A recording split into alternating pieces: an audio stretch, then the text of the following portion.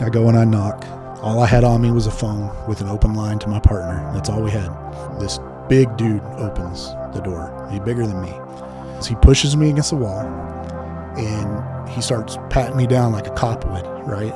And so at the time, we always were armed, and it was, appendix carry right in my front, and he feels it. He's like, man, what you doing here with a gun? And I'm like, man, it's Texas. Everybody's got a gun. He's like, if white boy coming down here, what do you expect? And he said, oh, yeah, you're right. I enjoyed it. I got into a lot of places I probably shouldn't have been in. Looking back, was crazy dangerous over a $20 rock, and paying $20, because the most dangerous deal a UC can do are these $20 deals. It's so easy to get jaded in this job. It's hard not to, especially when you're working narcotics, because what is our victim in narcotics? It's society. And so you get jaded and you're like, man, I don't really see a victim here. But then when you start investigating these cases and you start talking to the family, you start realizing, wait a minute, they were a person. At one point they were completely normal. And then they got addicted to something and they couldn't get away from it. And and the thing that stuck out with this victim was I kept seeing her text messages over and over again how hard she was trying to beat this. She just would go to rehab and get back in and use again. And she just tried over and over and over to beat it. And she got to the point where she had told a friend that, hey, I know I'm going to die. It's just a matter of when. You're listening to the ATO Bridging the Divide podcast, brought to you by the Assist the Officer Foundation. Since 1999, the ATO has given assistance to the first responder community. And now we want to give them a platform to hear their incredible stories. We also want to hear the stories of the many people that support us. Our community is small, but it is strong. We have differences. We don't always agree, and we all make mistakes. But together we can grow, we can heal. And we can learn from those mistakes. And together we can bridge the divide.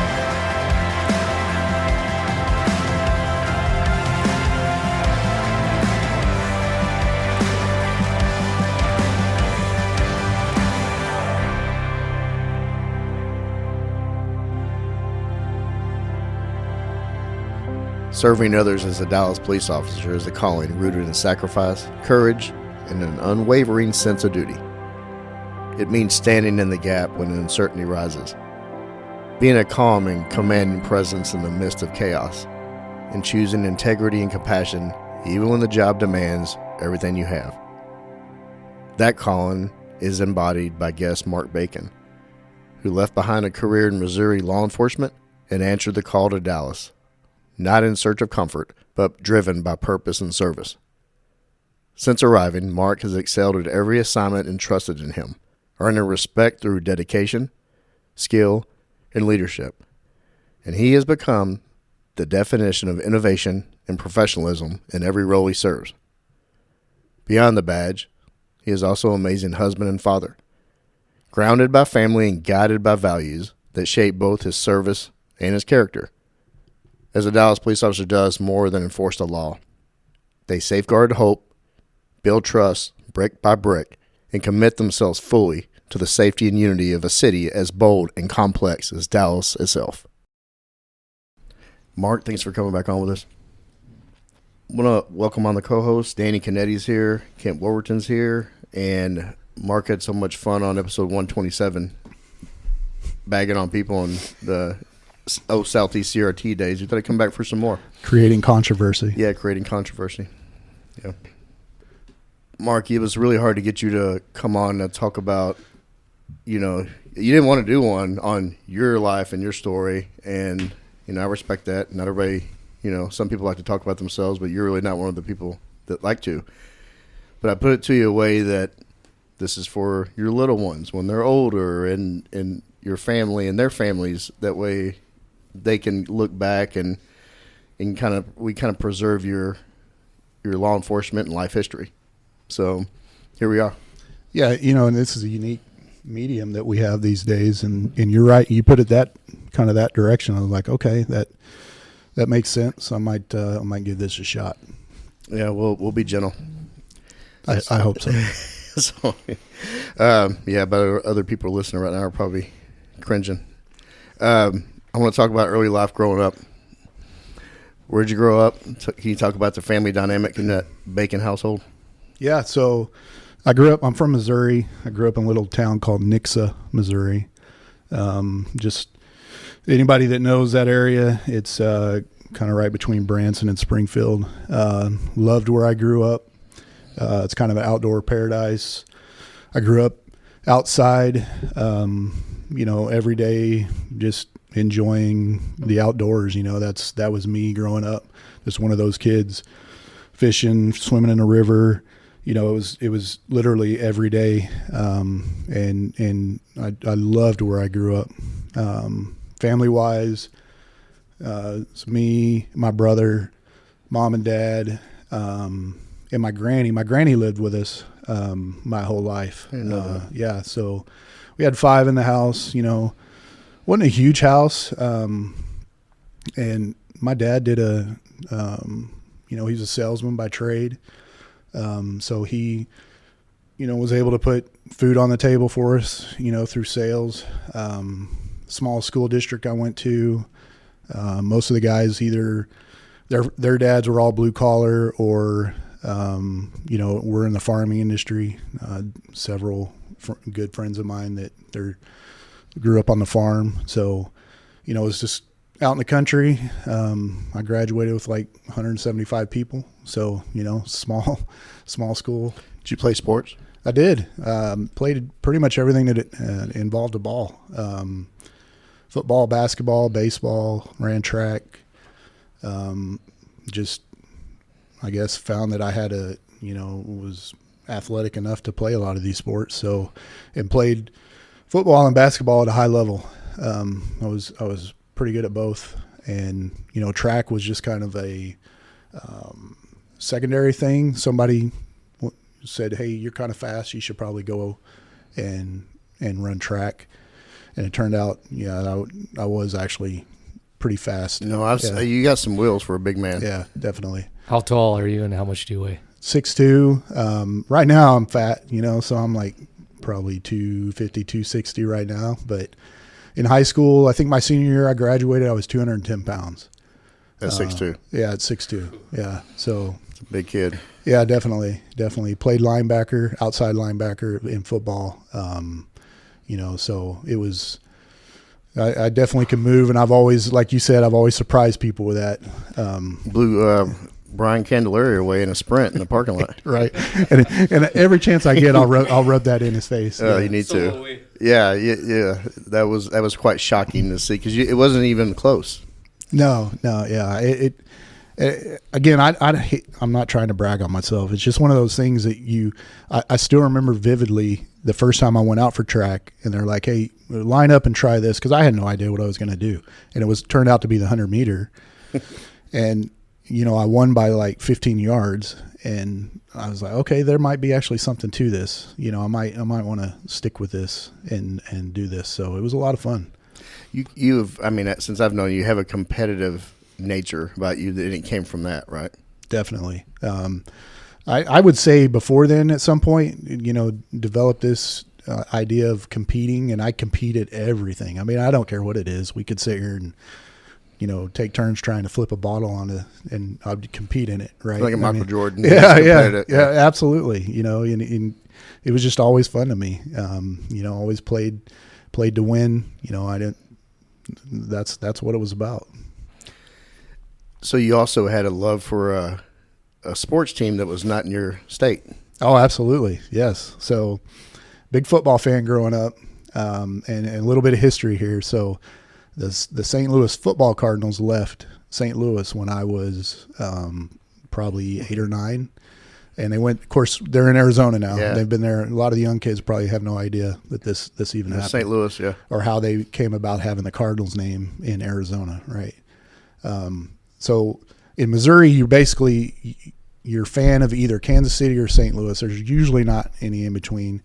And where I was, it was all St. Louis teams. I'm a diehard St. Louis Cardinals fan to this day.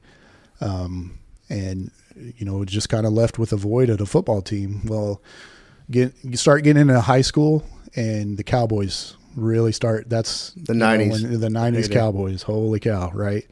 And you're starting to see them on TV all the time, and the swagger of Michael Irvin and some of those guys. And I'm like, okay, I'm a Cowboys fan, and I've been a Cowboys fan ever since. Yeah, through good and bad.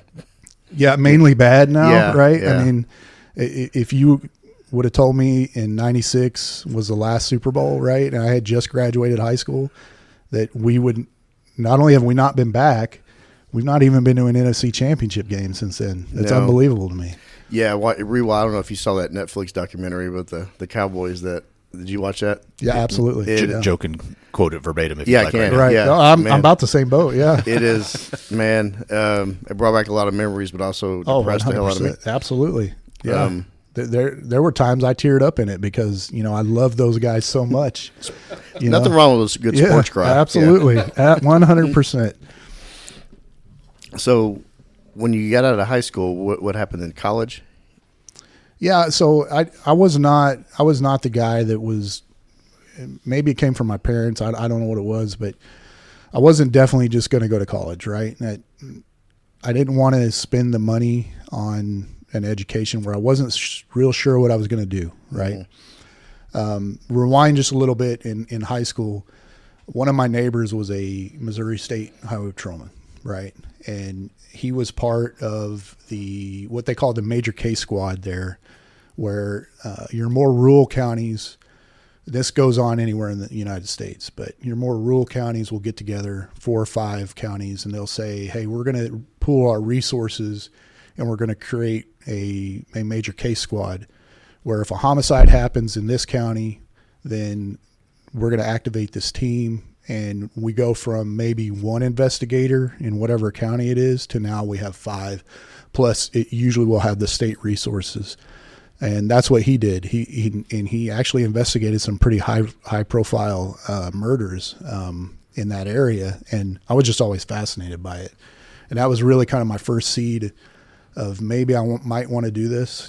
Seeing him every now and again, he'd get in a uniform, and I'm like, that's pretty cool.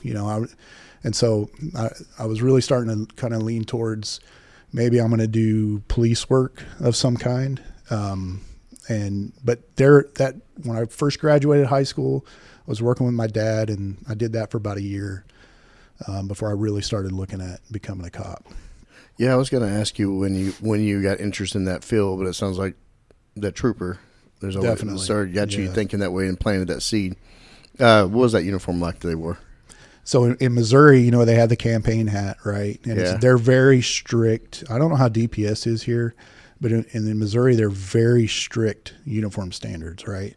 It's Class A uniform every day. They've got the little leather, I don't know what you call that runs across. I think they call it a sissy strap. Yes, Sachet. Yes, a sachet.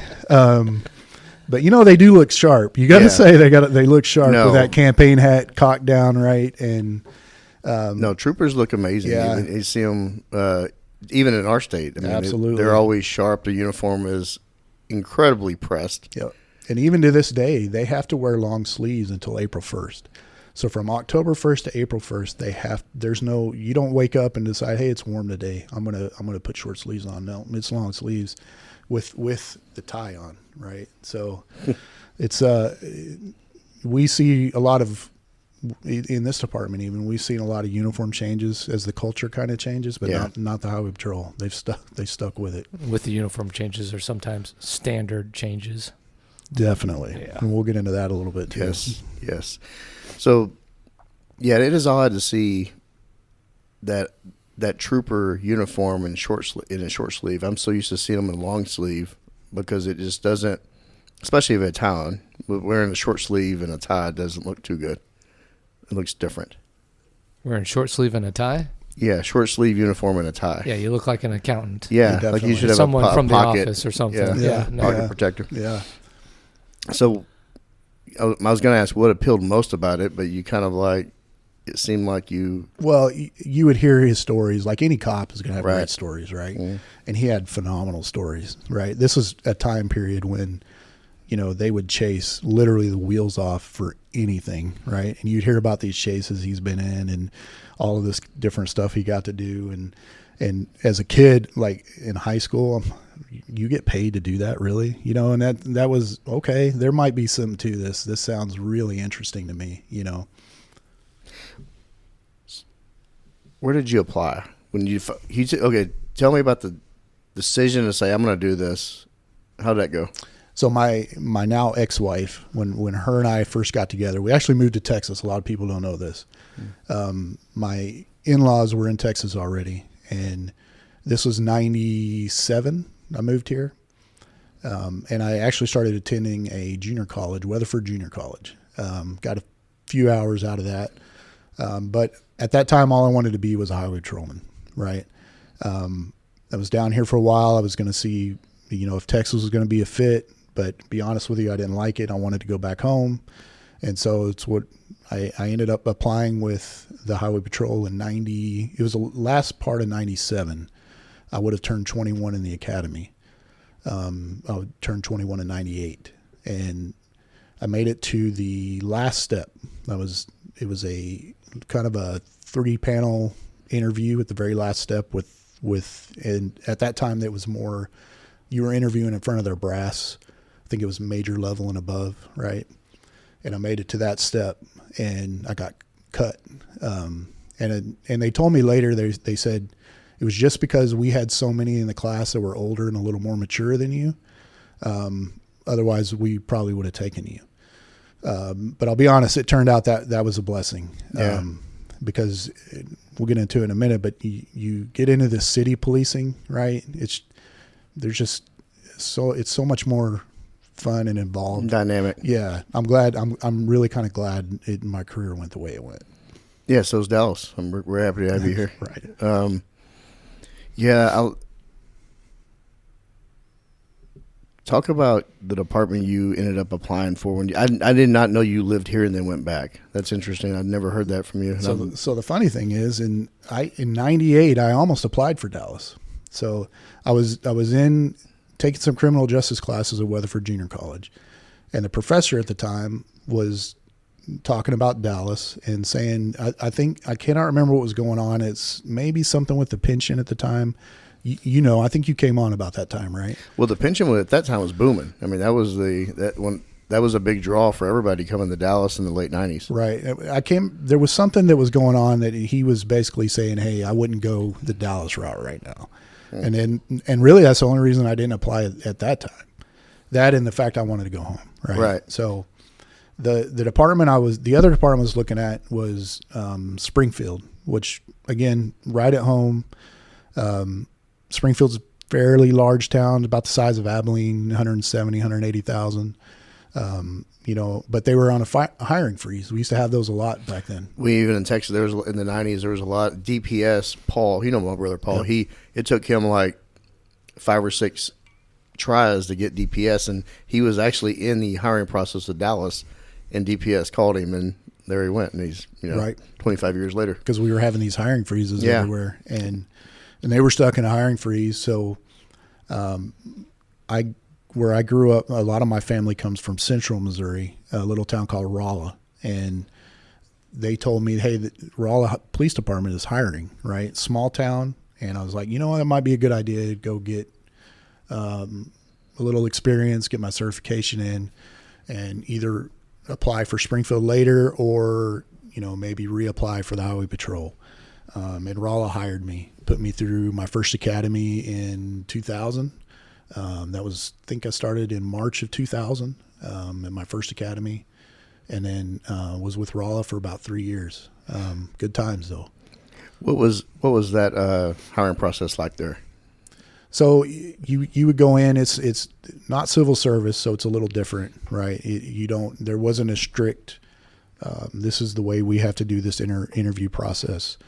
I went in basically, and I had 2 different interviews, and the last one was with the chief of police at the time. And after that interview, I got my acceptance, And the good thing about that was they were an agency that actually took on the financial burden of putting me through the academy. Their own academy they had? Yeah, because folks in a big city are not going to understand this.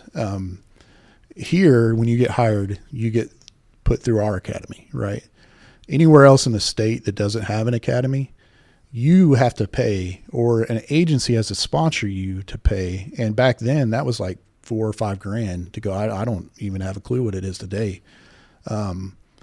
To go through, I just didn't have that kind of money. And for them to do it for me, you know, it was, even back then, it was 6 months of 6 month academy? Yeah, wow, absolutely. Okay. So it was a little over 600 hours, I think. Was it multi-agency in that academy, or was it just roll? Okay. Yeah, agencies from all over Missouri. This was actually at the University of Missouri. It was where the academy was.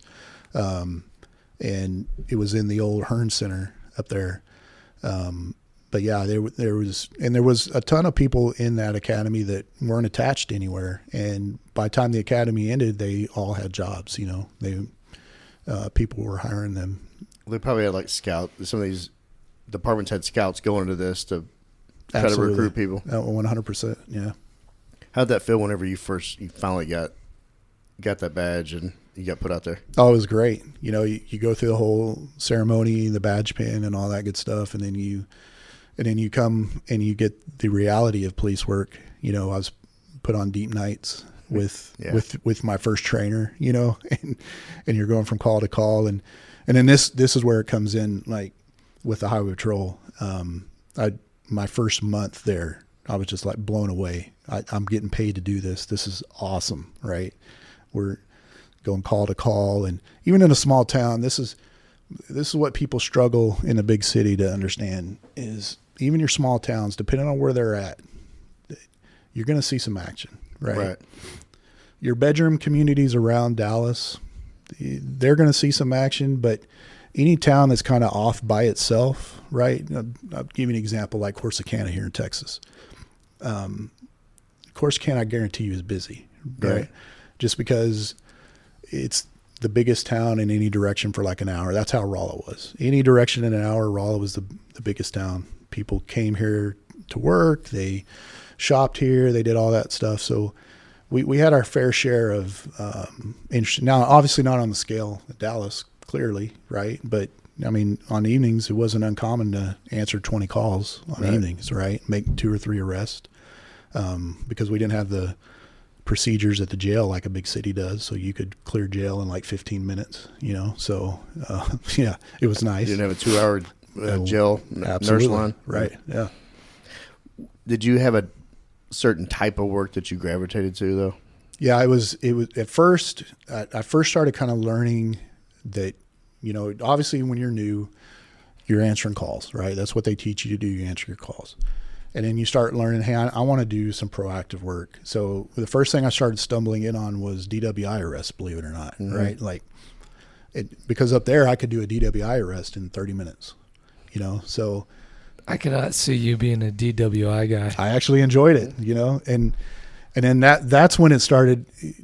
You'd make a DWI arrest and then you'd arrest somebody and they had weed or cocaine or something. I'm like, okay, now I'm starting to learn a little bit. Yeah, I'm taking the next step and learning that, hey, there's criminal behaviors here, criminal indicators, right? And this is a community that was largely white, in fact, almost all white, and poor. You know, we had a lot of poor folks, and that's where I started to learn that, you know, your criminal indicators are criminal indicators just regardless of race, right? I mean, it's the same stuff over and over again, you know, and you start learning at it, and you're like, okay, you start recognizing patterns. All right, okay, now I'm starting to know what I'm looking for a little bit, right? And instead of just blindly running out and doing traffic fishing, stops. just casting out, right?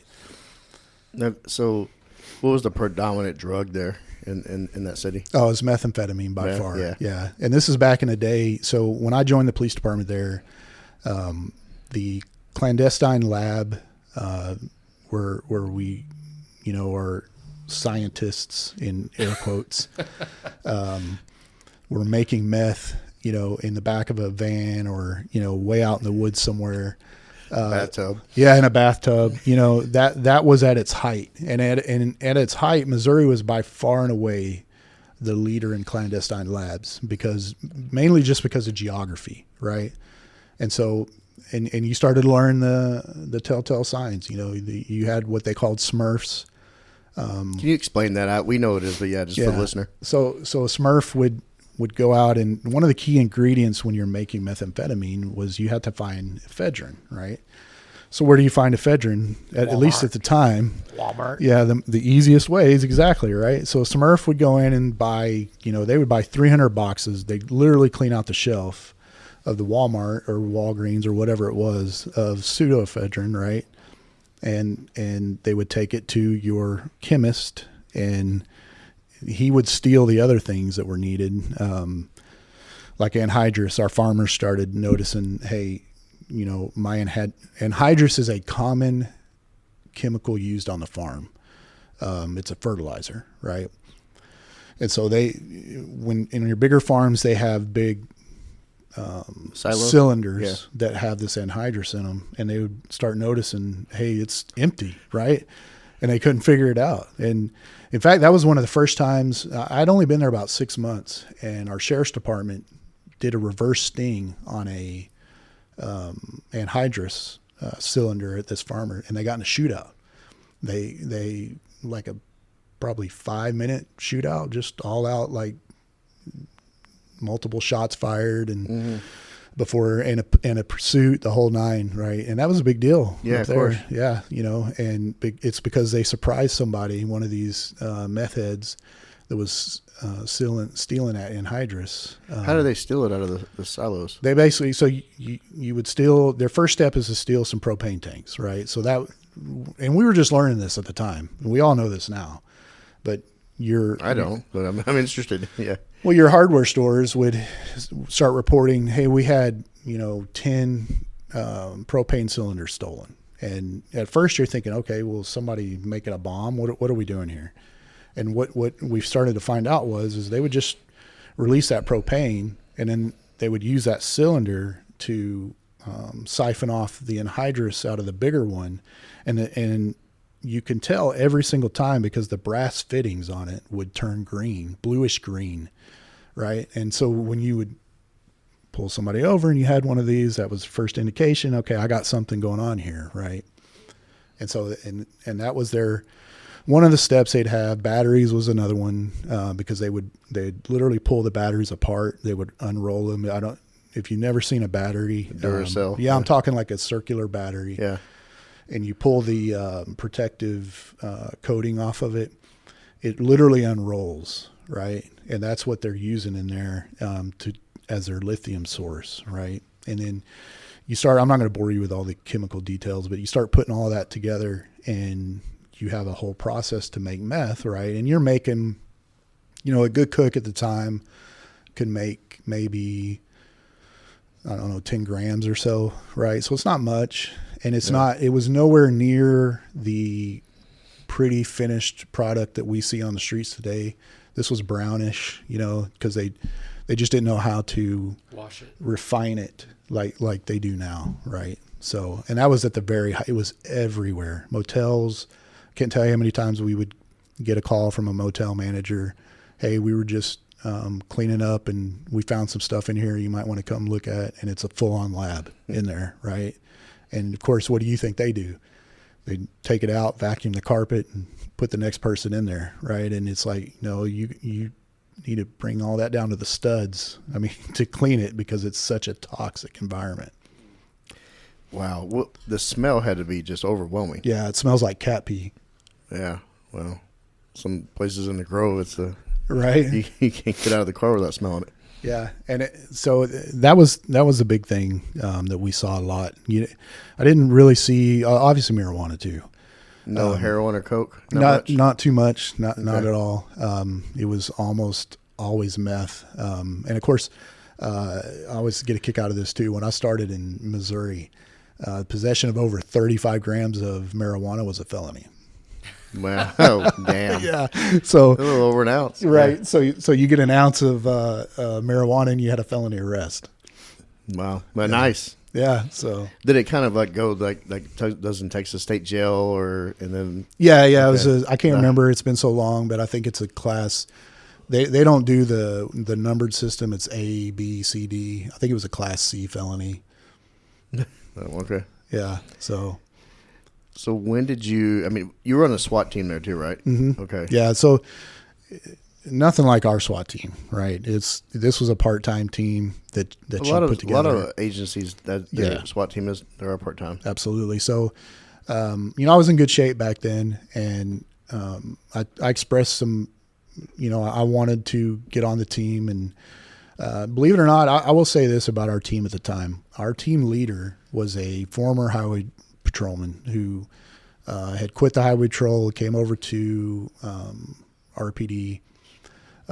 Really phenomenal guy, very tactically sound, was in great shape. And he always took it to the next level. They actually did some training with LAPD in their early stages.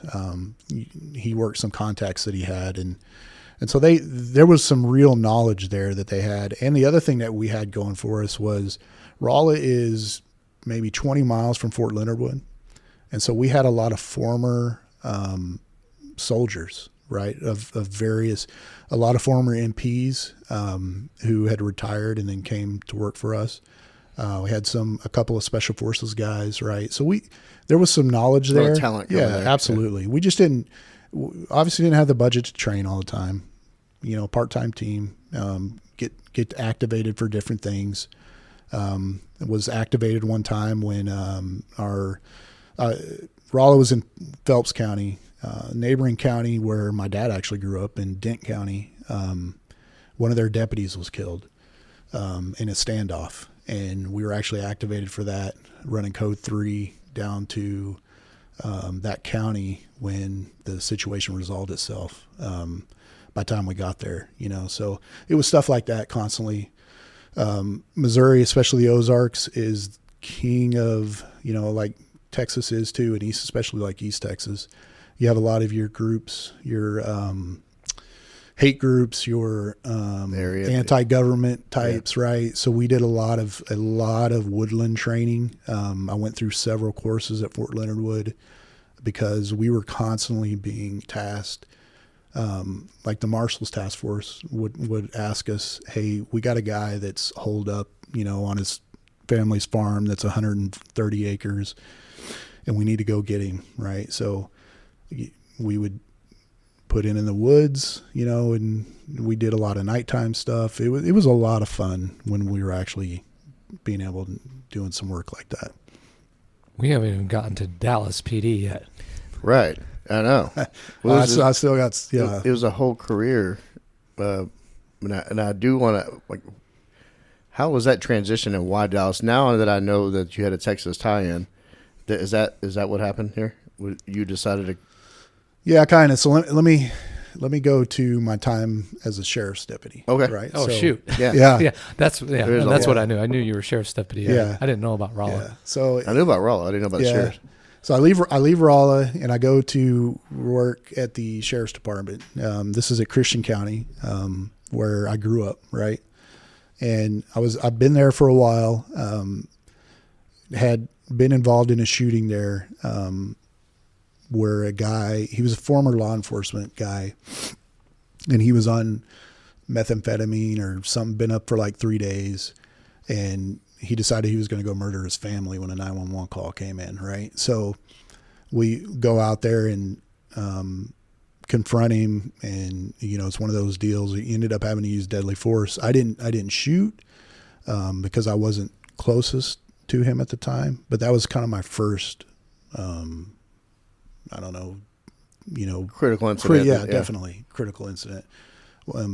Had one in Rolla too, but wasn't anything like that.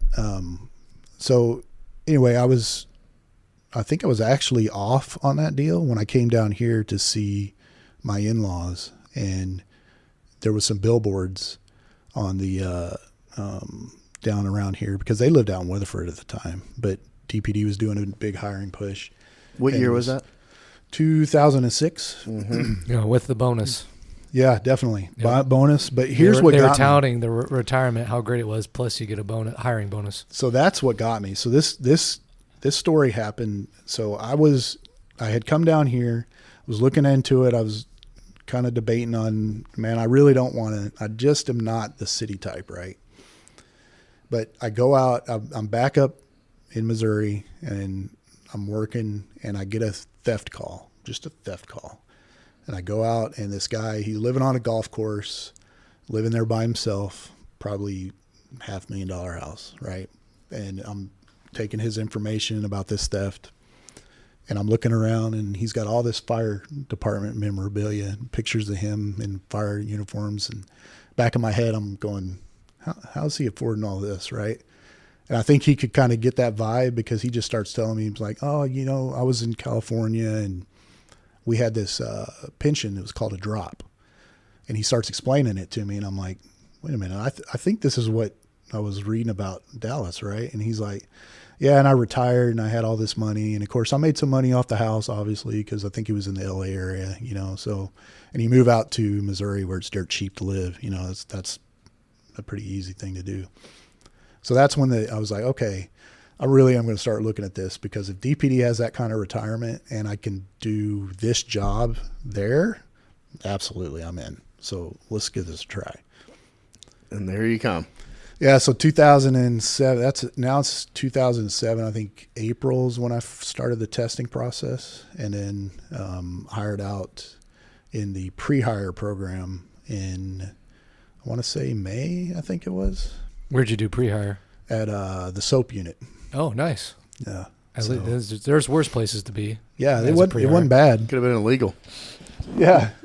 Well, and for the folks that don't know at home, if you come here, especially if anybody's out there listening that might want to come to DPD, we have a program called a pre-hire where you can get hired on and come and do a job, start earning your paycheck before you go to the academy, right? So I think I started in May, and we didn't go into the academy until July, I want to say, kind of into July. And I was working as a sex offender, and it was the registration part, right? Yeah, it was boring, but hey, We got to know a lot of detectives too. That's the other thing. You already start your networking, right? And so you're learning people, and so first day, it was me and 4 others that started. And you remember Chief Williams? He was a lieutenant at the time, I think. Danny Williams? Yeah. What was his name? I want to say his first name was Chess or something like that. Yes, I do remember him. Yeah. Yeah. So great, super nice guy. Forgot about it. Yeah, but I remember him now. So he gets us all together, all 4 of us, and he takes us down to go to lunch at a place in Oak Cliff that's no longer there. And I'm in the back of the car with a tall dude, young guy. I was 30, by the way, at the time. So I'm a little older coming in. I'm 30. And in the back seat with me is this younger guy, hired the same day as I did. And, young guy, handsome, and we're talking, and I'm like, I could tell he was just out of college. And I was like, yeah, hey, okay, that's cool.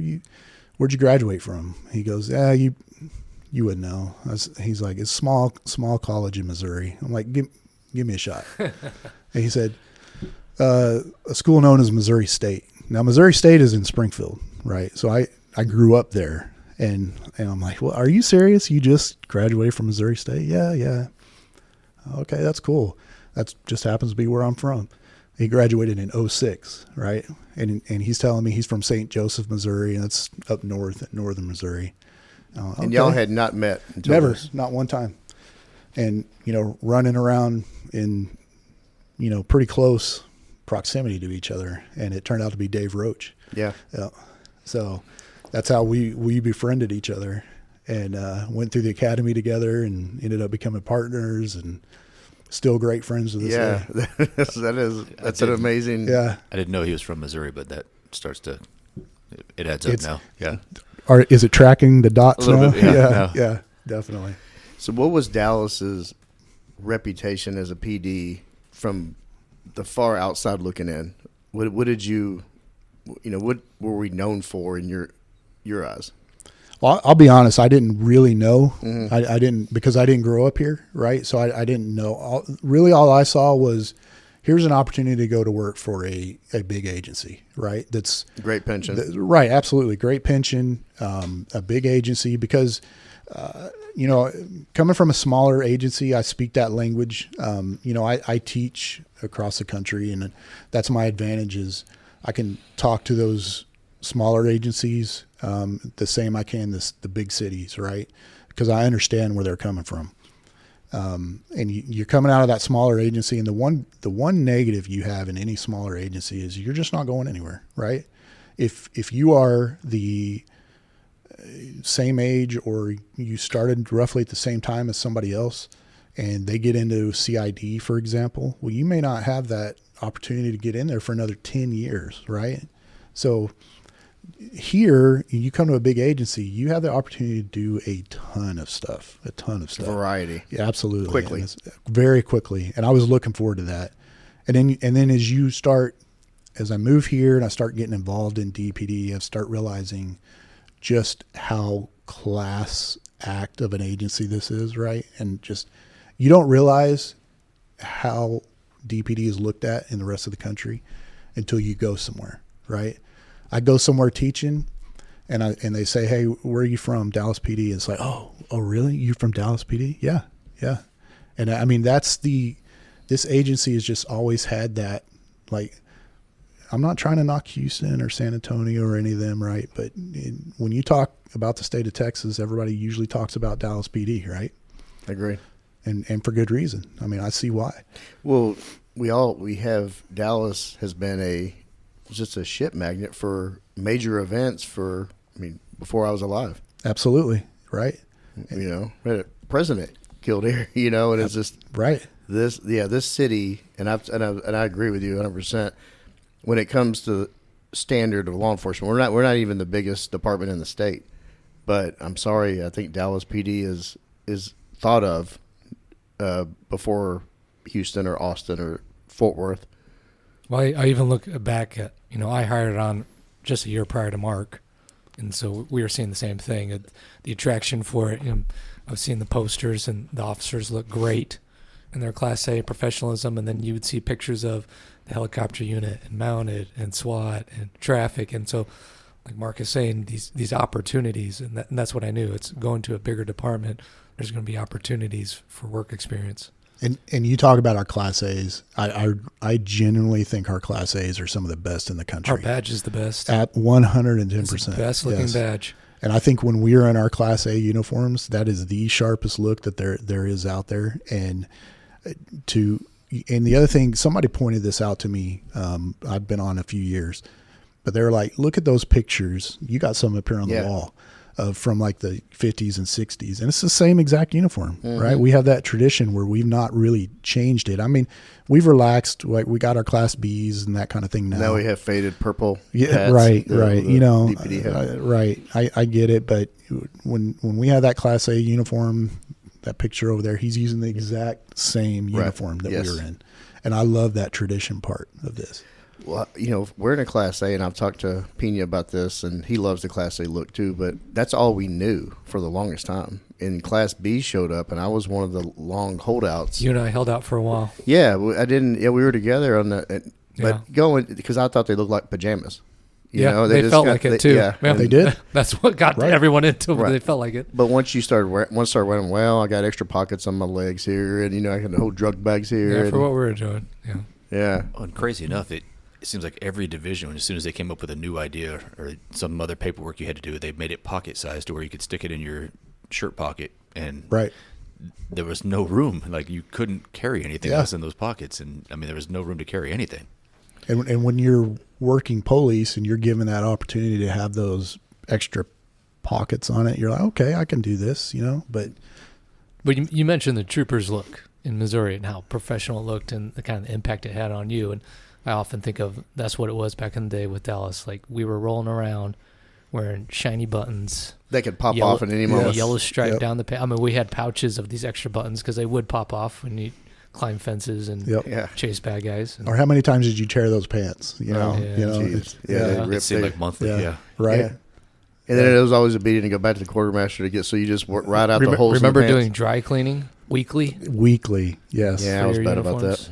And you could maybe get a few extra by washing it and then pressing it. You know, maybe get a few extra out of that to write it. You know, back when we weren't making any money and.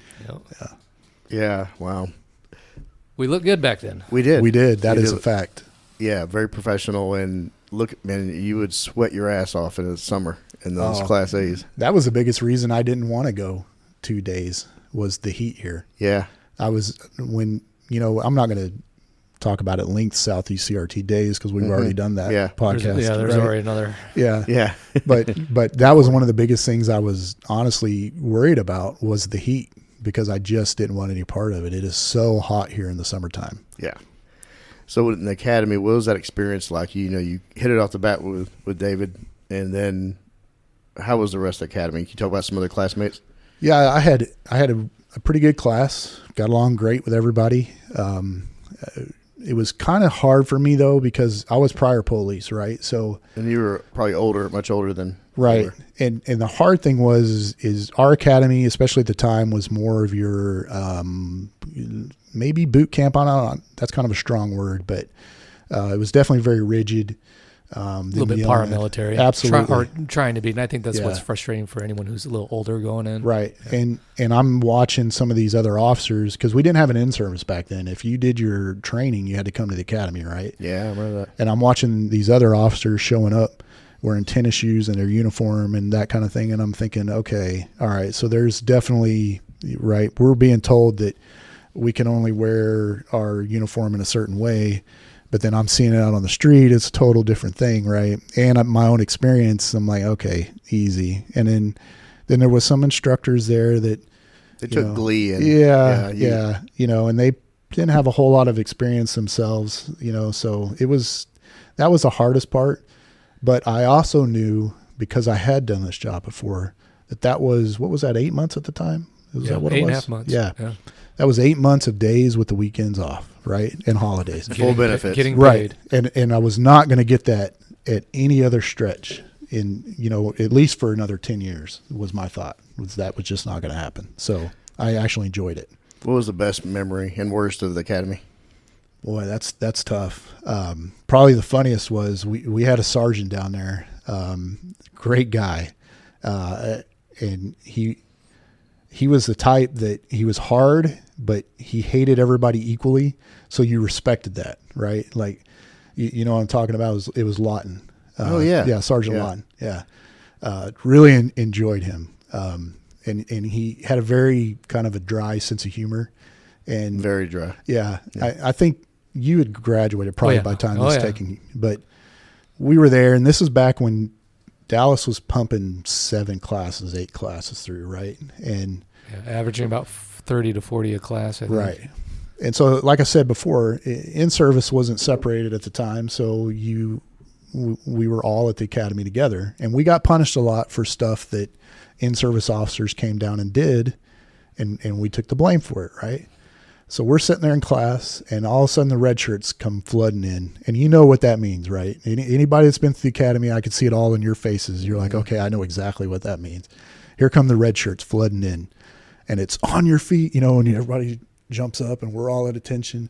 Get outside. And they start screaming, okay, so we got to go form up outside. And we form up where we can see each other, right? Yeah. So each class is formed up in a square. We can see each other, and Lawton's walking around in the square, and you kind of know how he talks, right? And yeah. Class 297. It's great. And so he's like, seems to me somebody can't get the duty paper in the toilet, right? So I guess some funky, I don't know who left the log there. Yes, toilet half hanging out. No, left it on the ground, right? And so the cleaning lady found it, and of course she's going to go report it, right? And so here we are, the entire academy formed up while he's He had a crime scene tape around the stall. Absolutely. And he's doing it like deadpan. He's not laughing, but he's going on, and how you can't find the duty paper, can't find its way into the toilet bowl. And I'm looking dead across, right, at somebody out of, I think it was 302, and I'm literally biting my tongue because I'm in the front row, right? And I can't laugh. I can't do it because they're just, you know how it was. They're just going to smoke you if you laugh, right? So that was one of the funnier things that I remember to this day. Yeah. So Lawton was not that guy. Like, that was not his personality. I didn't know that until later. But that's what's crazy is he went out to the academy and for 8 hours a day completely changed his personality to deal with the recruits, and he did it well. I mean, he was good out there, and probably what they needed at the time. But then when he left there, he's such a kind person. Like, Absolutely. He's just a good person. It was crazy to watch him at the academy act I like really that. liked him. And we at the time, we also, Lieutenant Owens was out there, right? So Bob we had the just legend. got out there. Yeah. That changed things up when I was there.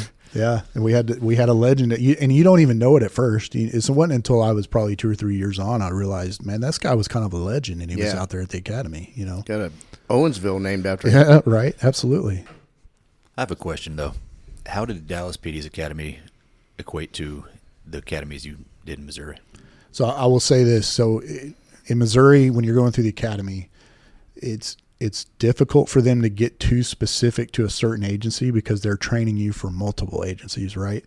So, for example, penal code, right, was taught by a prosecutor who did a phenomenal job, really good job on the penal code in Missouri, but you couldn't really say anything specific. We couldn't get into, your city ordinances and all that kind of stuff because they couldn't be that specific.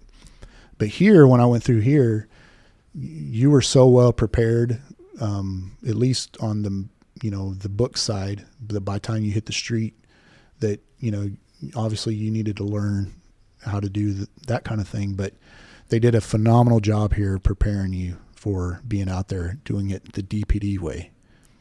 And how difficult was it coming from another state to relearn everything? Because it's all different, right? You mentioned they don't do class 1 felonies or 2s. It's letters, and I'm sure the numbers are different. So trying to relearn all that after you've been working with it, was that super difficult? So the two things I struggled with the most were some of the penal code stuff, because I was so used to the way that Missouri did things, and then the radio language. I struggle with that. I still do sometimes because I got so used to talking in 10 codes, right, where I was from.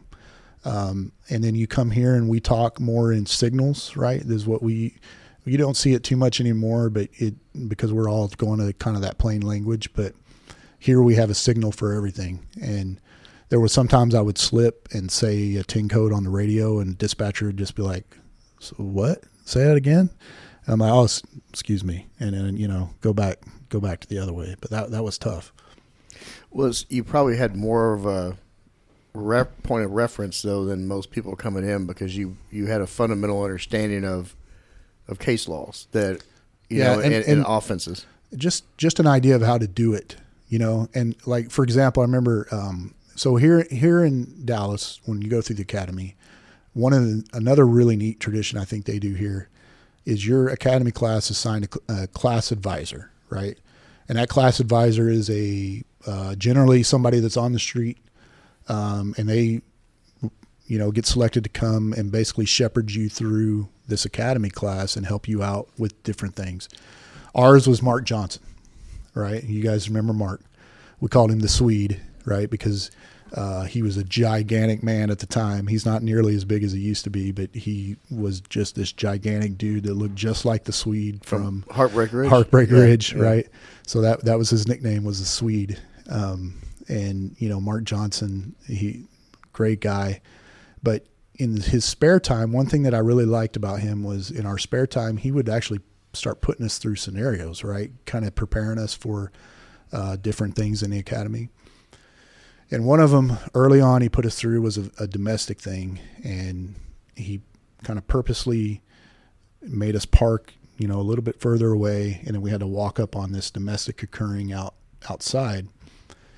And nobody could see what anybody else was doing the way he had it set up. You had to go back in the classroom, that type of deal. And so we came out, and as soon as I got out of the car, these two are arguing. And what am I taught as a former law enforcement officer? What we all know now is you use that voice as a command. And I'm like, hey, knock it the off, right? You know, and I'm like, you get back and you do this, and just immediately, like, you know, using that big boy voice and telling him what to do. And Mark shuts it down. He's like, holy shit. He's like, this is exactly how you're supposed to handle this, right? And he's like, I could tell you've done this a few times before, right? And it was stuff like that when I got out that was a big help for me, because I had done this job before. So I want to talk about graduating from the academy. Where did you go? So South Central, our South Central division had just opened. It was like a month old, right? And so when my ex-wife and I were looking at houses when we came down here, we looked at many different areas, but my thought was I was going to end up somewhere south, you know, because I'm a new guy, and I just figured that was going to happen. So I was either looking south or east. We looked Mesquite, Forney, all south of Dallas, and settled in Ellis County, where we're at now. And so for me, South Central, I was the class president, so I had my choice where I wanted to go. But I wanted to see some action, and B, I wanted to be somewhere close to home. So I said, I want to go to South Central's brand new substation. I heard it was beautiful and nice, right? So that's where I wanted to go, and that's where I ended up doing my field training at. Who are some of your field trainers? Charlotte Nathan was my first watch. Then I went to Layton, Albert Layton. Yeah. Was my we were on fourth watch together. He was my second phase, I think.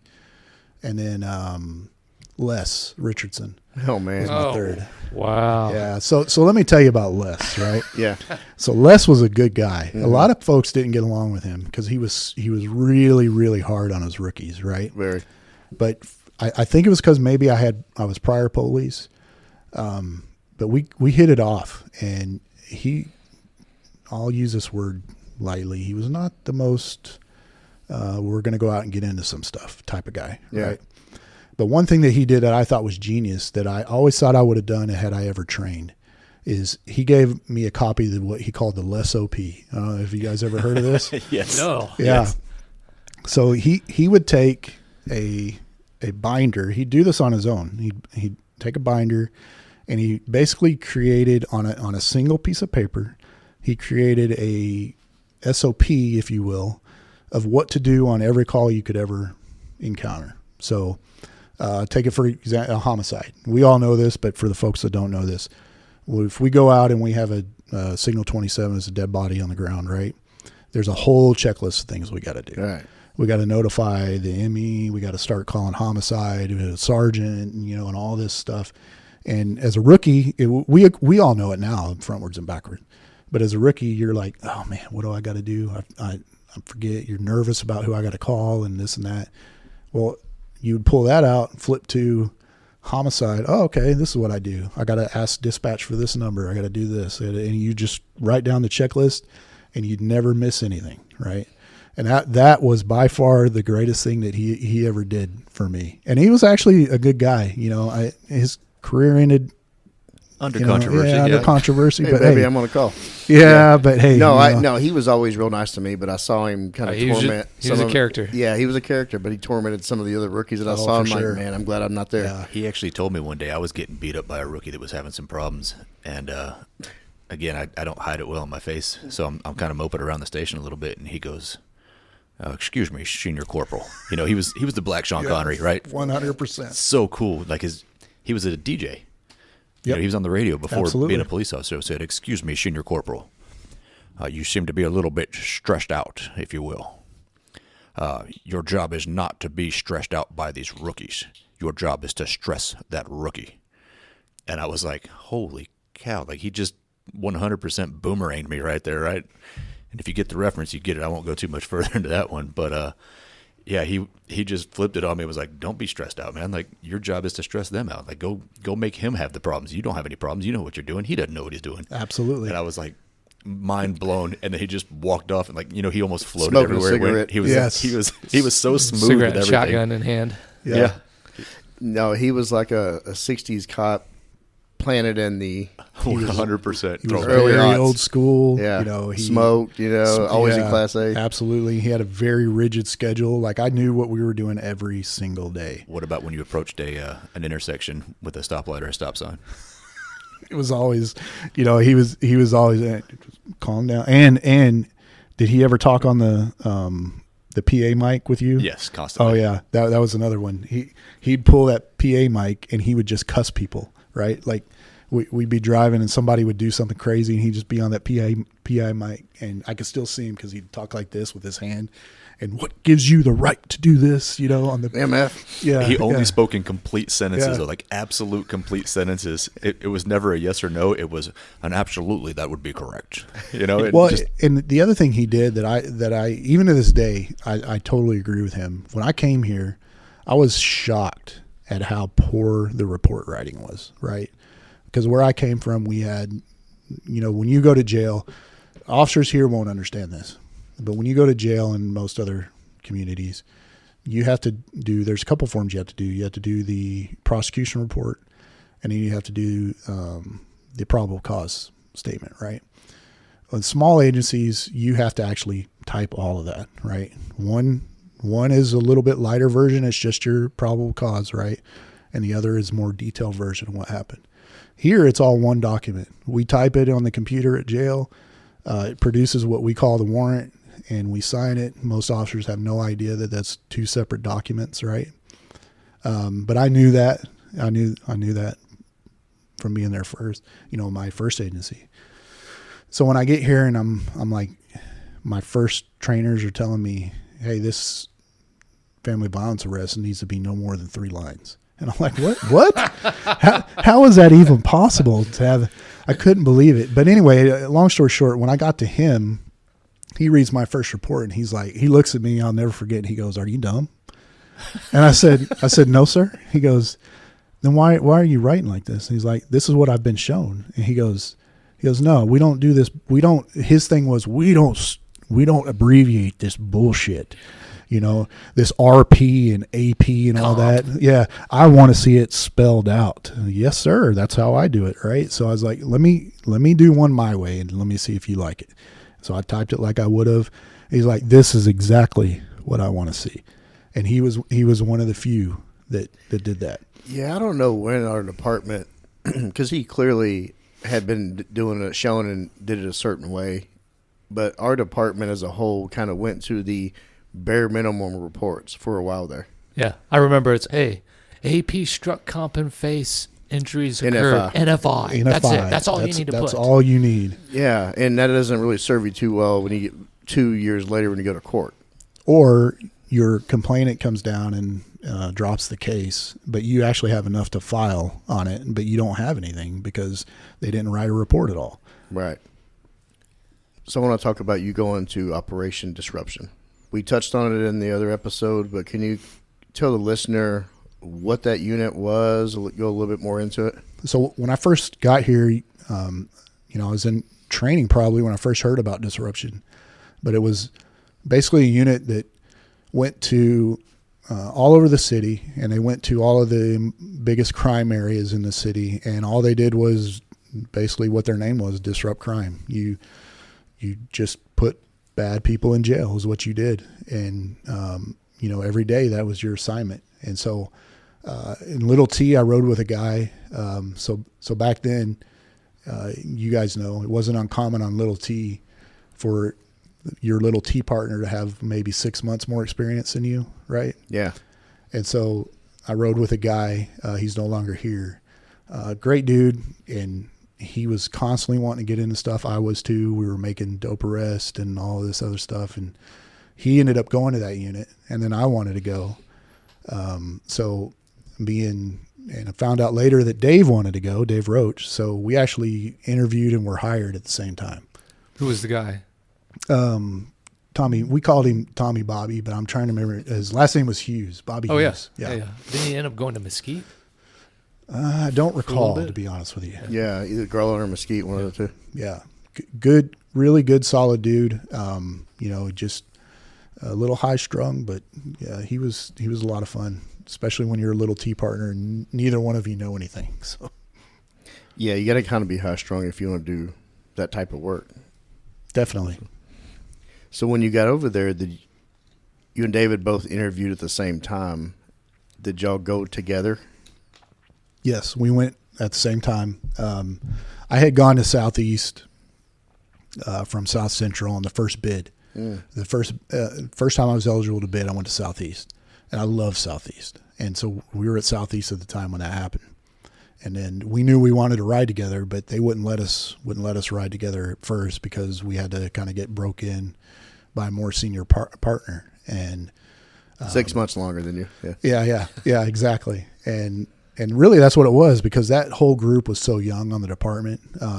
They maybe max was 4 or 5 years on, but that's kind of what you needed, because those are your most aggressive officers that are looking to do, put people in jail. And if that's what you want, and that's really what we did. It was every single night, 2-3 times a night going to jail, and it was a lot of fun. And I learned this city so quick because of that, because most officers could come out and be at Southeast for 10 years and Southeast like the back of your hand.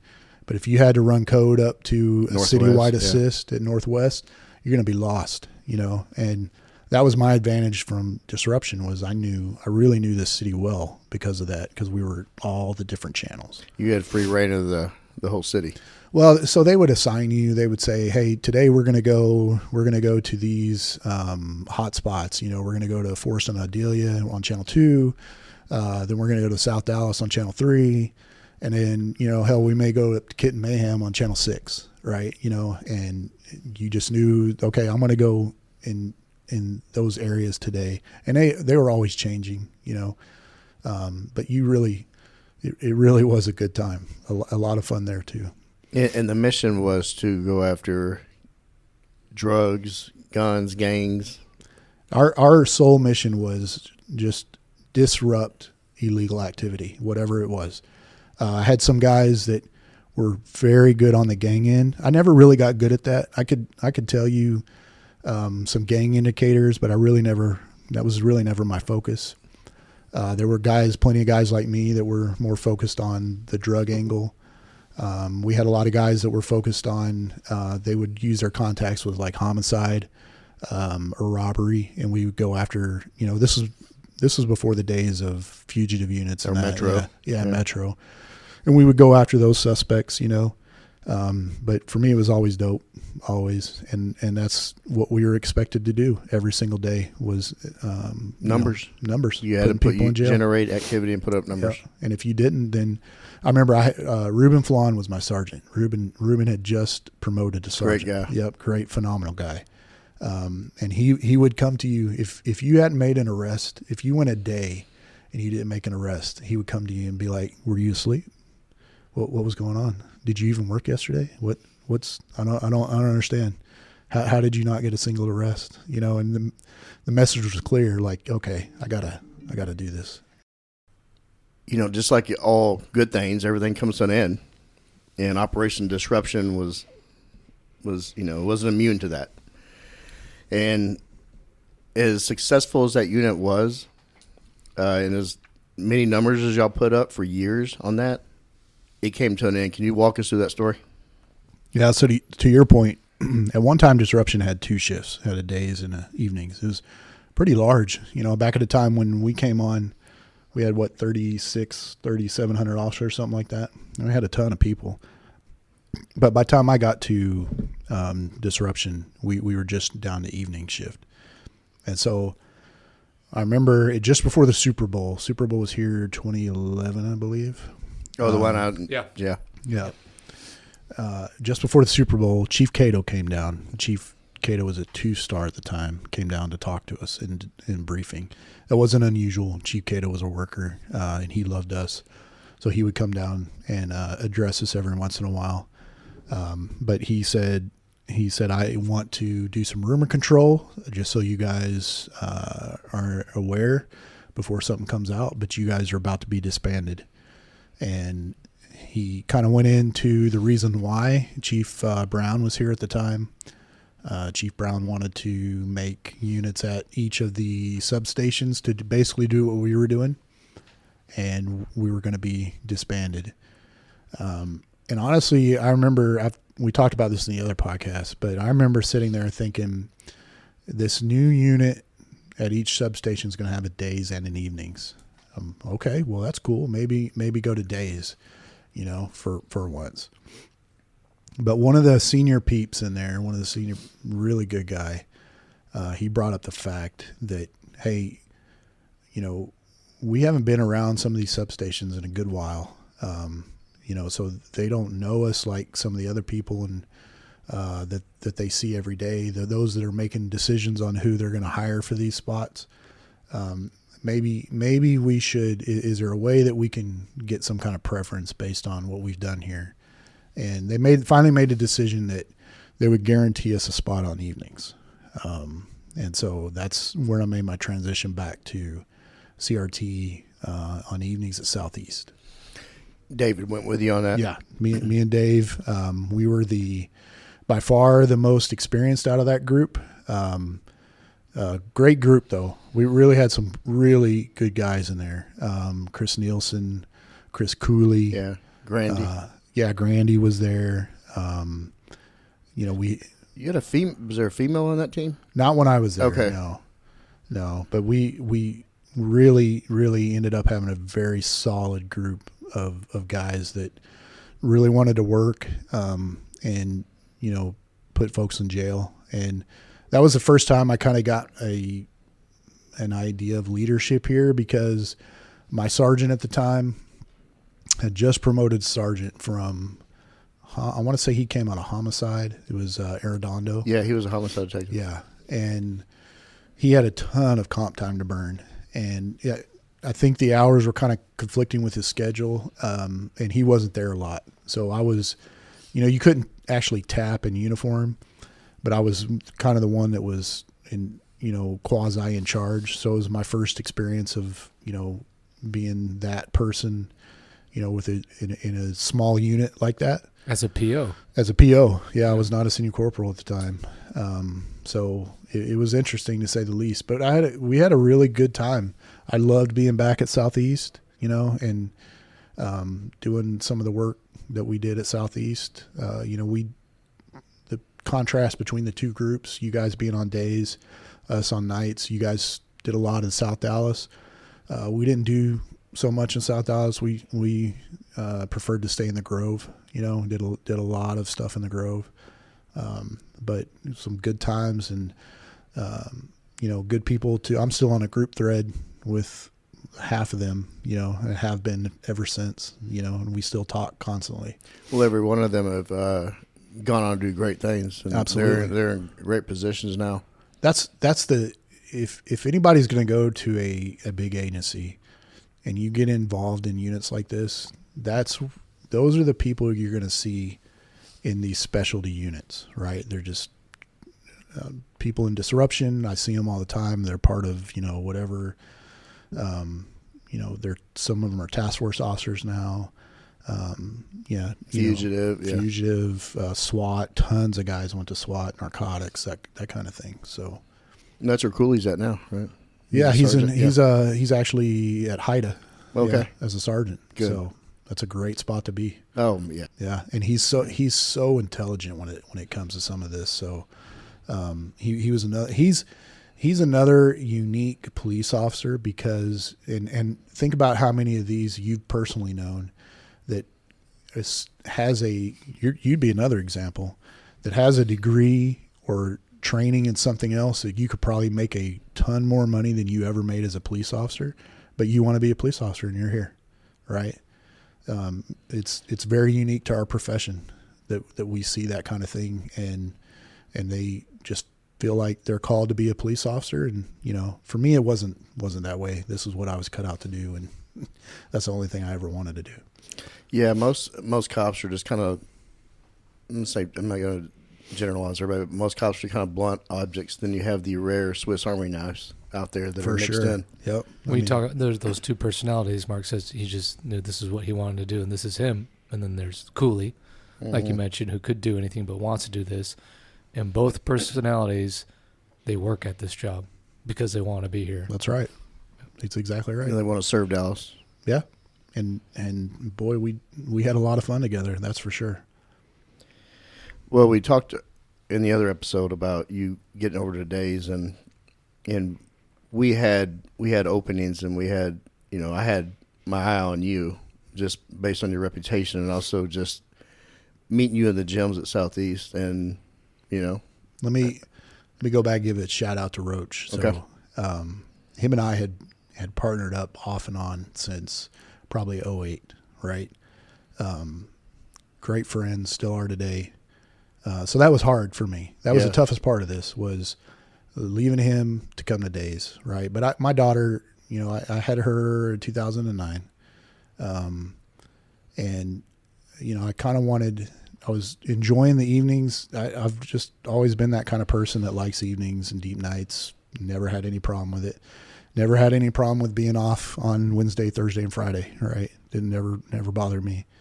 But at some point I was like, you know what? I need to maybe get on Days, be able to spend some more time with her, and then again, like in the first episode, I won't go down too much, but an opportunity to work with you, right? And because your reputation preceded itself. So, I saw the opportunity and it was granted to me and I took it. We had a lot of fun. A lot of fun. Yeah, definitely. Yeah, it still sticks, and I've said it before, that you made a comment. You have made more dynamic entries on that team than working all those. Than my career in narcotics, than SWAT at my first agency. I mean, we worked so hard and we did so much in that unit that I don't even really think it's close, as far as how many dynamic entries I made. Unsafe.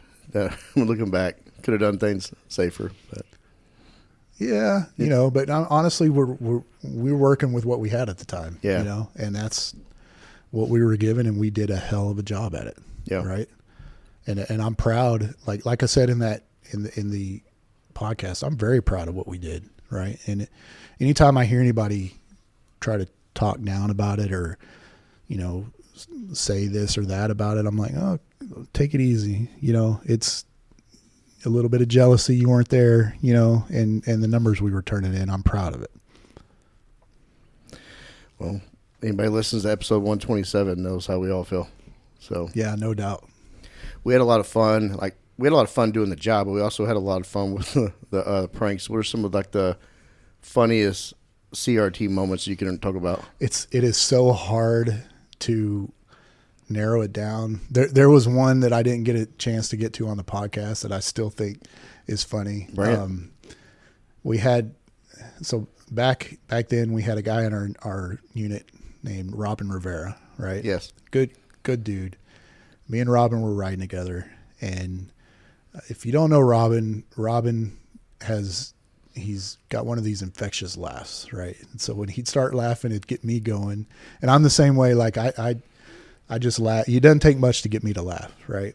And so we would both get going, and we couldn't stop, right? And so you were known for driving with road rage is one way to put it. Probably a little light on that, as bad as you were sometimes. But I'll never forget. We were coming up Bear Street, and we just got an arrest. And I think we were on Valentine when we got the arrest. And we're coming up Bear Street, and we had all decided, hey, these are going to the property and we're going to jail type of stuff.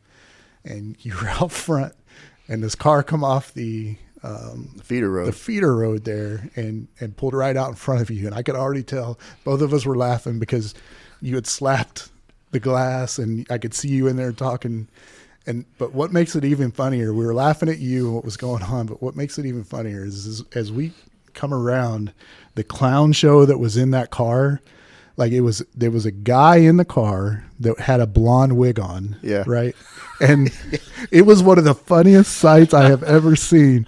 And you know how Robin was, when Robin saw all of that, dude, I was cry laughing all the way to jail, right? Because it was just so funny. You being so mad, and then what was going on in that car. No, I remember because he had that crazy wig on. It was almost like one of those Halloween fright wigs, and he had a real pale face. And I remember like pointing at my finger was hitting the glass, going "stupid motherfucker." Yes. But right, and his eyes were this big around, right? You know. Yeah. Yeah, it was man, it was funny. But for me, probably the funniest thing that we ever did, and there may be a video rolling around there, but good Lord, yeah. Somehow, some way, we encountered a squatting situation where the homeless had taken over a house in South Dallas there. Completely taken over. Yeah, and they were using and I'm not exaggerating, they were using a 55-gallon bucket to do their business in, right? It's a drum. Yes, a drum. And it was completely full when we encountered this. Full of what? Boy, it's hard to even say what it was. I think Joe calls it fecus. Fecus, yeah, would be a good one. And lots of urine, and it was just like a chocolate milk soupy looking. Well, it was all different color. It was like a Neapolitan ice cream. Yeah. And the smell, I could still remember the smell today. Well, right? You uncovered the smell. Yes. So there was a piece of like carpet laying over top of it. That's how they kind of concealed it. Odor control. Yes. It worked actually because we were in the house searching. Mark pulls over. He has gloves on already. He pulls off that carpet. And the stench just came up like a mushroom cloud. I almost puked just because of that. Oh, it was horrible, just horrible. And like any small group will do, it went from all of us about to puke to then somebody was like, "Huh, well, that can't just stay there. Leave them a surprise. Yeah, it can't stay there. There's no way it can just stay the way it is." And so we decided, well, yeah, we might want to get that out of there. And so decision was made, let's knock it over, right? So Robin, I'll never forget, Robin picks up, there was like a bed rail there, right? Some kind of bed rail. And he decides. Randomly laid in the living room. Right in the middle of the living room. And he decides that's what I'm going to start pushing on this thing with. And this is one of the funniest parts is as soon as he picked it up, Joe, you said something to the effect of, "Oh, it's all over the bed rail." And he just drops it real quick. He starts wiping his hands on his pants. And he's already laughing, and all of us are laughing. And then I picked it up and may have finished it off. And, when that thing came out, it was awful. Yeah, it looked like somebody struck oil. Oh, it was terrible. But that was another time I probably laughed so hard that my ribs hurt later. It was hysterical. The duty paper didn't make it in. No, it was so awful. I didn't even see any duty paper. It was just the duty paper must have went somewhere else. It was terrible. It didn't go in the drum. But there was so many laughs in between the dynamic entries, and sometimes there was a combination of people would stumble and fall down, and we would stop to lend a hand. We would just laugh. Yeah, we keep going. We may have had another situation where a certain member of our team, who sometimes wasn't the most jovial guy, if you will, but he fell down the stairs when we were at a warrant location. And again, me and Robin, this is like 6 a.m, and we're laughing so hard we probably woke up half the apartment complex. We couldn't care less, so we were trying to check on him to see if he was okay. But we just thought it was funny, so we're laughing so hard that at least half of the complex was looking at what was going on because we're acting like jackasses out there. Do you remember when Travis was walking on the sidewalk, and it was over there on Chelmsford, and the sidewalk was kind of elevated on one midway because it was a shitty sidewalk, and he was walking, and his toe punched that elevated sidewalk so hard, and he went stumbling, and then right after that we were sneaking up, going up on the house, and we kept hearing the radio squelch, and he was actually somebody. I don't think it was him. Somebody was actually keying their mic, and we're sitting there, and it's you turn it down. Well, the other one was we were up on Jerome, And there was a house we kept looking at, constantly looking at, and we just couldn't ever find the timing, couldn't get there when people were there, but we would go by it at probably 2 or 3 times a day at one point, right? And just could never get to it. So we decided, I think we went to it straight out of the gate one day, and we were going to sneak up on it. We were actually going to get out of the car, about a half block away, get up there kind of early and see what we could see. And so we pull up silently, everybody kind of pushed their door closed instead of slamming it. Everybody did the old check, make sure that nothing's on that's going to give us away. As we're walking away, the car alarm starts going off. And all you hear is this one of our patrol cars just burn, burn. Early in the morning. And all of us, and you're furious now because we'd done all this planning, and I was pissed too. And everybody's looking around, whose fucking car is this? And Travis looks down and is like, oh, I guess it's mine. Yeah, that's me. Like you didn't hear yeah. Yeah, we had plenty of times like that. It was great. Well, just having the poking the fun at Grant, absolutely. And yeah, and just really anybody, like the times we had at jail, we had a lot of good times at jail too, typing on the computer because you were bored and not much going on, so we'd start fucking with each other or somebody else that was up there. It was good times. Yeah, great times. Like everything else, it comes to an end. There's nothing that lasts forever. You made a decision to leave and dip your toe in the detective world. So, like I said on that other podcast, one of my problems as just a personality issue that I've always had is I'm not patient. I'm just not. And I wanted to go do something else, and that something else was narcotics. I wanted to, and I had put in a couple times, and didn't get selected. And in my opinion, it was immature on my part, but in my opinion at the time, I'm sitting back thinking about like, hey, my resume, I've got a really good resume here, and I'm not getting picked for this, and I'm watching people that are getting picked for this that have done absolutely nothing, right? Oh yeah. And so I was getting frustrated, and I had a bad attitude, and it got to the point where I was just like, you know what? I want to find somewhere that I work 10 to 6 with the weekends off. Don't have to worry about anything, punch the clock when I get in, punch the clock when I get off. Have the weekends off. Don't, no stresses, no nothing like that. And even though I was having a good time on the team, I let that get to me. Again, I wish I would have stayed a little bit longer.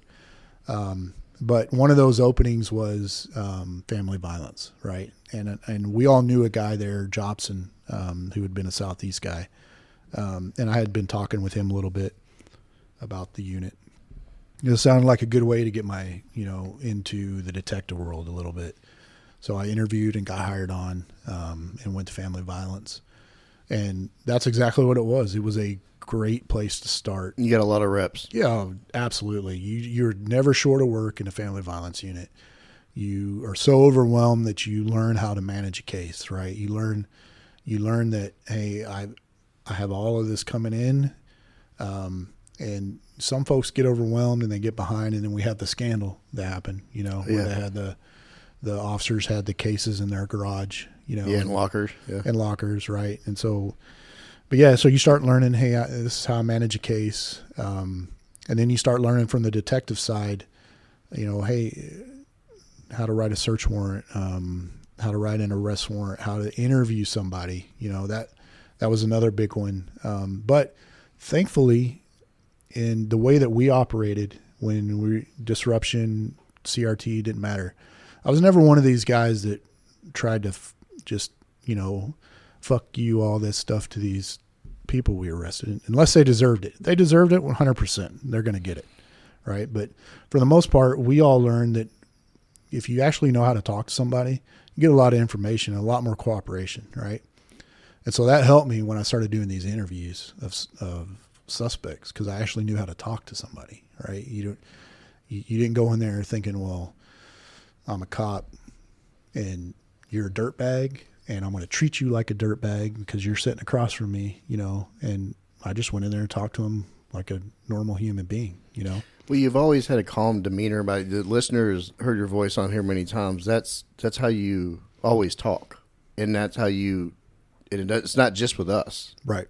Yeah, and I think it helped me, and I'm also the type that usually am kind of on the quiet side. I listen a lot more than I talk, and that really helped me in that as well, right? Because that's a key that I started to learn when you're in an interview is just shut up, let them talk, let them talk because you're recording it, and just let them go, and don't try to interrupt, just let them get through their BS. And that was always the thing was, the first story is going to be BS, right? And you're going to story lock them, right? So if they don't confess, at least you have a story lock in, and then you can go start trying to punch holes in that, right? But I also learned that the longer you sit there and just let them go, they were likely to start saying something that was going to incriminate themselves, right? And I just shut up, just let it go. You've always been good about listening. I remember some of my first impressions of you, like we'd be in a group and everyone's talking and you wouldn't be giving your 2 cents. And I look over and you're just quietly listening and watching everyone. And I always remember thinking, ooh, that's a dangerous man. I wonder what he's thinking because he's not participating necessarily in this conversation. He would eventually let us know what he's thinking. Oh, yeah. After he took in all the information. And once he got more comfortable, but there's a lot of situations Mark would just be sitting there quietly with the eyes going back and forth, watching everyone while listening. And I thought, ooh, that's a dangerous person. Yeah, I've just always been that way. And I don't know why, but it's just been my personality, and one of my boys is like that too, I've noticed. But like you said, yeah, I do have some strong opinions. Yeah, and, but you form those opinions on what you see and what you're processing. Some people would say their opinions with nothing really to back it up. You always took the time to, Como talked about look, listen, and learn. And, that's right. And yeah, it's such a huge thing. Absolutely. Yeah. I can say this I went up to legal when I left the streets, and you were in family violence, and I got tasked with revamping the RMS system. Basically, it's our database that holds all of our case files and the processes of how we organize it, and then get it over to the DA's office. Well, you were one of the people that I came to show me what you do, because I knew how organized you were, and I could see your cases. In legal, you see everybody's cases. So I got with you and a few others to basically build the SOP for that. So I was fortunate when I was in family violence that I started there and we were using the old Hummingbird system. That was our pre-RMS, right? Yes. And so I kind of got an idea of how that worked, and how we assign cases based off of that. And it was actually, if I'm not mistaken, that was a system built by DPD, and it was actually a pretty good system. And it honestly was a lot easier to track some stuff in that than it was when we transitioned to RMS, because like everything else the city does, we didn't buy the whole thing, right? And it still has never worked like it was supposed to. But anyway, when I got trained on RMS, one of our trainers, Raul, he just, who I'm talking about, just a phenomenal guy. He has that same demeanor of he breaks it down to you in a way that it's very simple to grasp. And so I had a very good working knowledge of RMS from the very start. And then another thing that I have that a lot of folks in these smaller units, everybody sitting here for sure has it, is that ability to say, like, I have to know why I do something, right?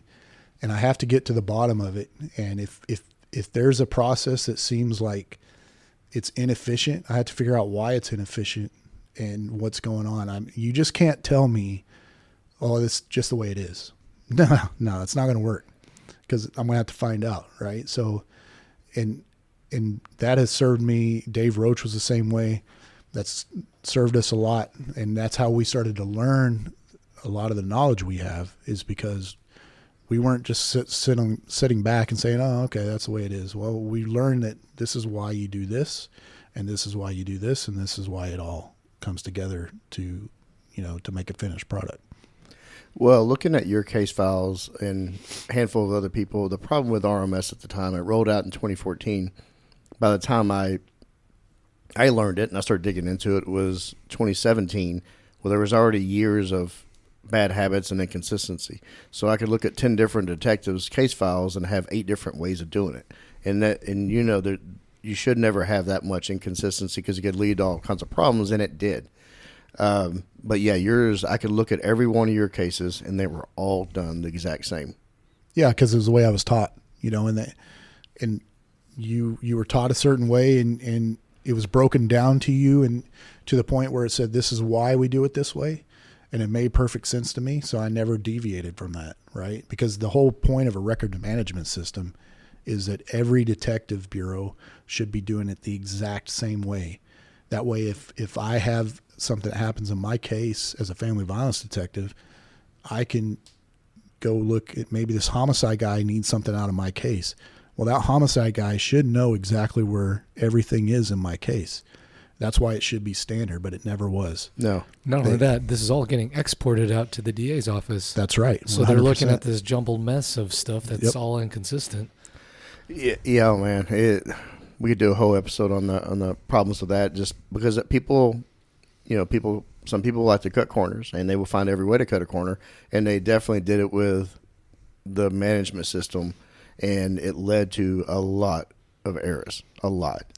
So many, when you started uncovering some of that, not only was I not even a little bit surprised, I was shocked at how much was actually going on. Yeah, it was. But yeah, you were a big part of creating SOP for RMS and also audits that everybody used to this day, that now they just do them and nobody knows any better. They were not being done. Honestly, looking back, they should have started up audits a year into RMS to see how it's working, as opposed to building it, training it, and expecting everybody to do it the right way, and that didn't happen. Well, perfect example of what you're talking about. General order says that if you have a case that's open as an investigator, every 6 months, I think it is, you have to drop a note in on why it's still open and what the progress is, right? In Hummingbird, we had a way of tracking that, right? So you would get, I remember when Hummingbird was still with us, I'd get a piece of paper on my desk, and it would have case numbers highlighted, and it would say, these are due for its, for your next note. Okay, yeah. RMS never had a way to track that. And like you said, there's so many detectives that come into an investigative bureau and they start cutting corners. And that's one of the first ones because it's easy. I don't have to go back and deal with. So that is a lost art, right? That's something that, I don't know too many detectives that do that anymore because, and if they do, they've been around a long time. And that was what we lost when we started transitioning into what we have now. Yeah. It's better now. It's for more sure. It's more standard now. Yep. And you're a big part of that. Well, different life, and I don't want to. That's definitely a task that I don't miss. Yeah, absolutely. You finally, family violence. You did your time. How many years did you do there? Right at 2. 2 years. Yep. You got the itch again to go try out for narcotics. Sure. Talk did. about that. Yeah, it just never went away, and I finally started maybe maturing a little bit in the way I was thinking about some things, and I decided, you know what, it's something you've always wanted to do. You got so many friends there now. You had been there. Danny had been there for a while. I had so many other friends that were there. Saw an opportunity, to put in again, and I put in, and this time I was selected. Yeah, you and I passed each other. I had just gone to SWAT, and you were coming in. But who was your sergeant, and who were some of your squad mates? So my first sergeant was Patty Mora, great sergeant. She I don't Chief think now. She had been there. Yeah, she hadn't been there too long, but she was really good. Half, maybe. Yeah. She was a really good sergeant. And my group, my squad, we had a lot of fun. It was a good time. Those first 2 years in narcotics, I would put that up against any other unit I was in as far as much fun as I was having. It was a really, really good time. How did you adapt to the undercover work? So I'll be honest, I didn't know. I didn't know if I was going to be worth a darn at it. I had a lot of people telling me, you're probably not going to be cut out for it. just the way I looked, at that time I shaved my head and, I was just your typical, I guess, cop looking. You didn't look like an addict. No, for sure. Not even close.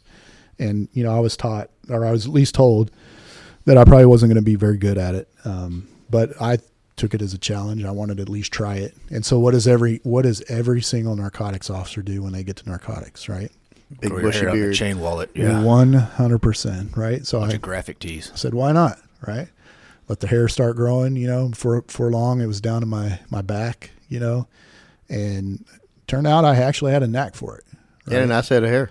Yeah, and some nice hair. Still I do. had no idea. I had no idea, It was not nice. It was rather disgusting, Yeah. but it served its purpose. But It sure did. I mean, yes. it looked like I thought my locks were glorious. I don't know what you're talking you about. looked like It's like Samson. That's where he gets his power That from. 100%. DPD version of the Undertaker. Yeah. Yes, I was actually called that many, many, many times. But yeah, that the undercover side of it. So when you go to narcotics, one thing I did appreciate about narcotics was you had the opportunity to. You can either some detectives do undercover work, some do not. Some would rather handle a CI, right? Nothing wrong with that. Explain the difference on that. So when you go to narcotics, used to be divided up into 3 very distinct groups, right? So you had our first level was street squads. That's what all the new people went into. And back then we had 6 squads, I want to say. I thought 4, and then 4 on that side, and then you had lab. Yeah, you're right. So 4. We had 4 squads, 4 full squads, and then we had mid-level. Mid-level was those are your seasoned officers that showed a little bit of initiative and wanted to investigate longer-term cases. You were in that for a while. Yeah, longer-term cases, you're dealing more with the U.S. Attorney's Office, coordinating more with the feds. Right. And pulling in more resources. And then after that, it went to our task force levels where you're in the DEA or ATF or HIDA, and you're given that commission with whoever you were with to do that higher level dope. But on the street squad side, you are strictly there for numbers, just like anywhere else I'd been before. So I completely understood that. That's what you're there for. You're there for numbers, to make impact, to make arrests. And there's a couple different ways that we had of going about that, right? You could either be an undercover and go out and do some undercover work. You get a complaint that comes in. Citizens would make a complaint through a number of different areas that you can make complaints through, and it would get filtered and it would come across your desk and it would say, hey, there's drug sales at 1719 Pennsylvania Avenue, right? And okay, but no other details. So then you would have to make a decision. Do I want to go out as an undercover and try to make a buy myself, or do I want to go out and take a confidential informant who we have signed up over the years for different various reasons and let them try to make a buy, right? Both have their advantages. As a UC, and you know this, Danny, as a UC, if we go and I'm turned down at the door, but like in the old days of CRT, I look in the background there and I see a bunch of crack, sitting there. Well, I witnessed it myself with my eyeballs. That means I can go write a warrant as soon as we get back and we can go hit that place, right?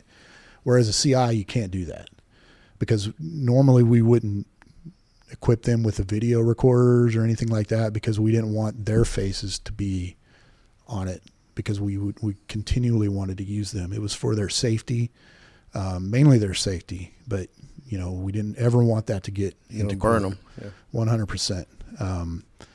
And they're doing, some of them are hard to manage. You remember that. You get like my first CI I signed up was a homeless guy, right? Really good at buying dope. I could take him anywhere, and we could buy some dope. But he was very difficult to handle. You constantly had to watch him. So it was always kind of a give and take on what you wanted to do. But there were situations where you would look at it and say, maybe this probably isn't the safest place for me to go personally, to go make a buy. Maybe I should try a CI. But then again, I don't know what it was. I'm not trying to claim I was better than anybody else. I was always well-rounded. I didn't focus on one over the other, you know. But my first buy was on Channel 3 at Diamond Creek, right?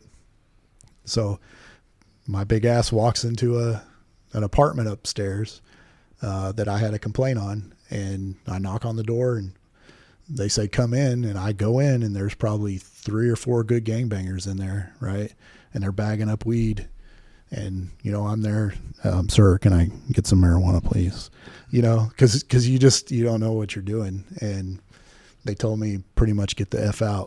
And I was like, okay. So I'm walking out with my, you know, kind of my tail between my legs. And here comes this dude. I'll never forget this. He had to have been like 6'6", right? And he just comes sprinting across. And I'm like, here we go. Like he was kind of toward my back. And so I already had my hand on my pistol. And I'm starting to turn, and he had a smile on his face. So I was like, okay, I'll just let up a little bit. And he goes, hey man, he goes, what you looking for? And I told him, and he said, okay, hang on. And so he goes up and stares for a minute. He comes back and he's like, yeah, come on, we'll go in here. So I went in and made my first buy. In a different place. Yeah, different place. His competitor said it's an opportunity. Yeah. So that was my first buy in narcotics. He come running up like a timeshare. Like he's trying to sell a timeshare. Right. Yeah. And honestly, it's funny. It's a funny analogy, but that's really the way it was sometimes, right? You would go somewhere as a UC. It would happen to my CIs too sometimes. And it was such an open air drug market that they were literally try to, no, come over here, man. I got you. I'll hook you up. You had that green head, and that's all they cared about. That's all they cared about, man. It was such a unique experience because you are taught, you know, your whole career how to be a cop, right? How to, you know, you work tactics. We never stand in front of a door, right? Why not? Why don't we stand in front of a door? Because how many times has somebody shot through the door, right? But does a drug user stand in front of the door? 100% they do. Right. So you had to start learning to download that cop. You got to wash off all the patrol. Absolutely. Being a patrol officer. I mean, all the stuff you're taught about working the streets, you got to wash it off and just become a normal person again. Standing with gun belt away, gun and away. You're relying on the undercover aspect to be that one layer of safety that you can't have, right? That's right. And you know as well as I do that none of us are drug users or we wouldn't be here, right? And honestly, growing up, I was just never exposed to dope. So I didn't really know anything about the dope game. So again, I had to start. When I first came up, one of my favorite things to do was interview people, right? That was the least, nobody in narcotics likes to do it, right? Because you don't want to give your face up. You don't want them to see you. And nobody likes to sit in front of them and talk. But I loved it. Every time. You already had a lot of experience doing it too. So every time, man, can you interview for me? Absolutely. So during the interview, we would talk, especially if I had somebody going, and I would just start pumping them for information for me when I was a UC. So what are you calling it out there? Oh, okay, yeah. So if a guy goes out there, what would he say exactly? What would you? Oh, okay, yeah, right, okay. And then the very next time I was out there, that's what I was doing, and I started having success, you know, and. For example, South Dallas, how many times did our team, did we run into heroin started taking over there, right? You guys remember this? Yeah. And what were they always telling us? They would say it was always powdered heroin, right? They would take the black tar and you know, mix it up in the grinder, and they would put a cutting agent in it, so it was like a powder. Dormant, yeah. Right, and they would sniff it, right? And they would always kind of tell us, hey, we're doing this because we don't like needles, right? And that was my go-to. I'd go to South Dallas. Hey, I want some heroin. And how many times I've told somebody at the door, yeah, man, I hate needles. And as soon as I would say that, here you go. And I'm buying, right? Now I'm buying. Just because I had that knowledge, you know, from before. So I enjoyed it. I got into a lot of places I probably shouldn't have been in, you know, and looking back was crazy dangerous. Over a $20 rock, you know, you're paying $20 because Danny will know this too. The most dangerous deal a UC can do are these $20 deals, right? Because I later did some kilo level deals, simple, super simple, easy, sitting down with guys, you know, cartel members, Who Sitting would at a restaurant, eating food, talking about absolutely. family, talking about sports. 100%. Yeah. You know, kick back, just having a good time. Some tweaked out guy in a crack house who's nervous and has a gun in his hand. That's right. That's right. Like I went over to, I'll never forget this. We were on Pennsylvania, right? Pennsylvania, almost to Malcolm X. You'll know the dope house set on the north side of Pennsylvania. I think it's 2718. Yeah. So go over there. It had been on my desk and it just kept coming back. And every time I'd send a CI over there, they just couldn't get a buy in there. We were doing something wrong. We didn't have a code word right or something like that. Something was going on. And I was getting frustrated. And so me and my partner at the time, we were out and we were checking some complaints. And I said, you know what? I'm tired of this. I'm just going to go and knock on this door. And as soon as they tell me to get the F out, I'm closing this complaint out. And if it comes back again, I'm not dealing with it. Right. So that's what I did. We knew what the dope door was. I go and I knock, and all I had on me was a phone with an open line to my partner. That's all we had. There was nobody else, just the two of us. And you know how it is when you're not prepared. You're just thinking, I'm going to get shot down at the door. Going to be done. This big dude opens the door. He's bigger than me, right? And he's like, "What you want?" And I said, "Hey man, I'm trying to get some hard, you know, a little code word for crack." And because that's what I suspect they were selling there. And he's like, "You telling me you doing some hard?" And I'm like, "No, man, it's not for me. It's for this little hoe down the street, right?" And you will probably remember there was a little girl, a little prostitute that was running around the area, a real short girl. Gizmo. Yes, yeah, it was her. I threw that name out, right? And he goes, "Oh man, I know who you're talking about." And so I went through her last night. Yeah, and so he immediately lets me in. So now I'm like, "Oh man, I was not expecting this, right?" So now I'm standing in this trap with this guy. And that's exactly what he does. He pushes me against the wall and he starts patting me down like a cop would, right? And so at the time, and Danny will know, we always were armed. And it was, you know, appendix carry right in my front. I'm a big enough guy that I always have my 17 with me, you know, the larger Glock. And he feels it. He's like, "Man, what you doing here with a gun?" And I'm like, "Man, it's Texas. Everybody's got a gun." He's like, "If white boy coming down here, what do you expect?" And he said, "Oh yeah, you're right. I was like, "Okay." So, long story short, I make this buy with him, and we leave on good enough terms that we're like dabbing each other up.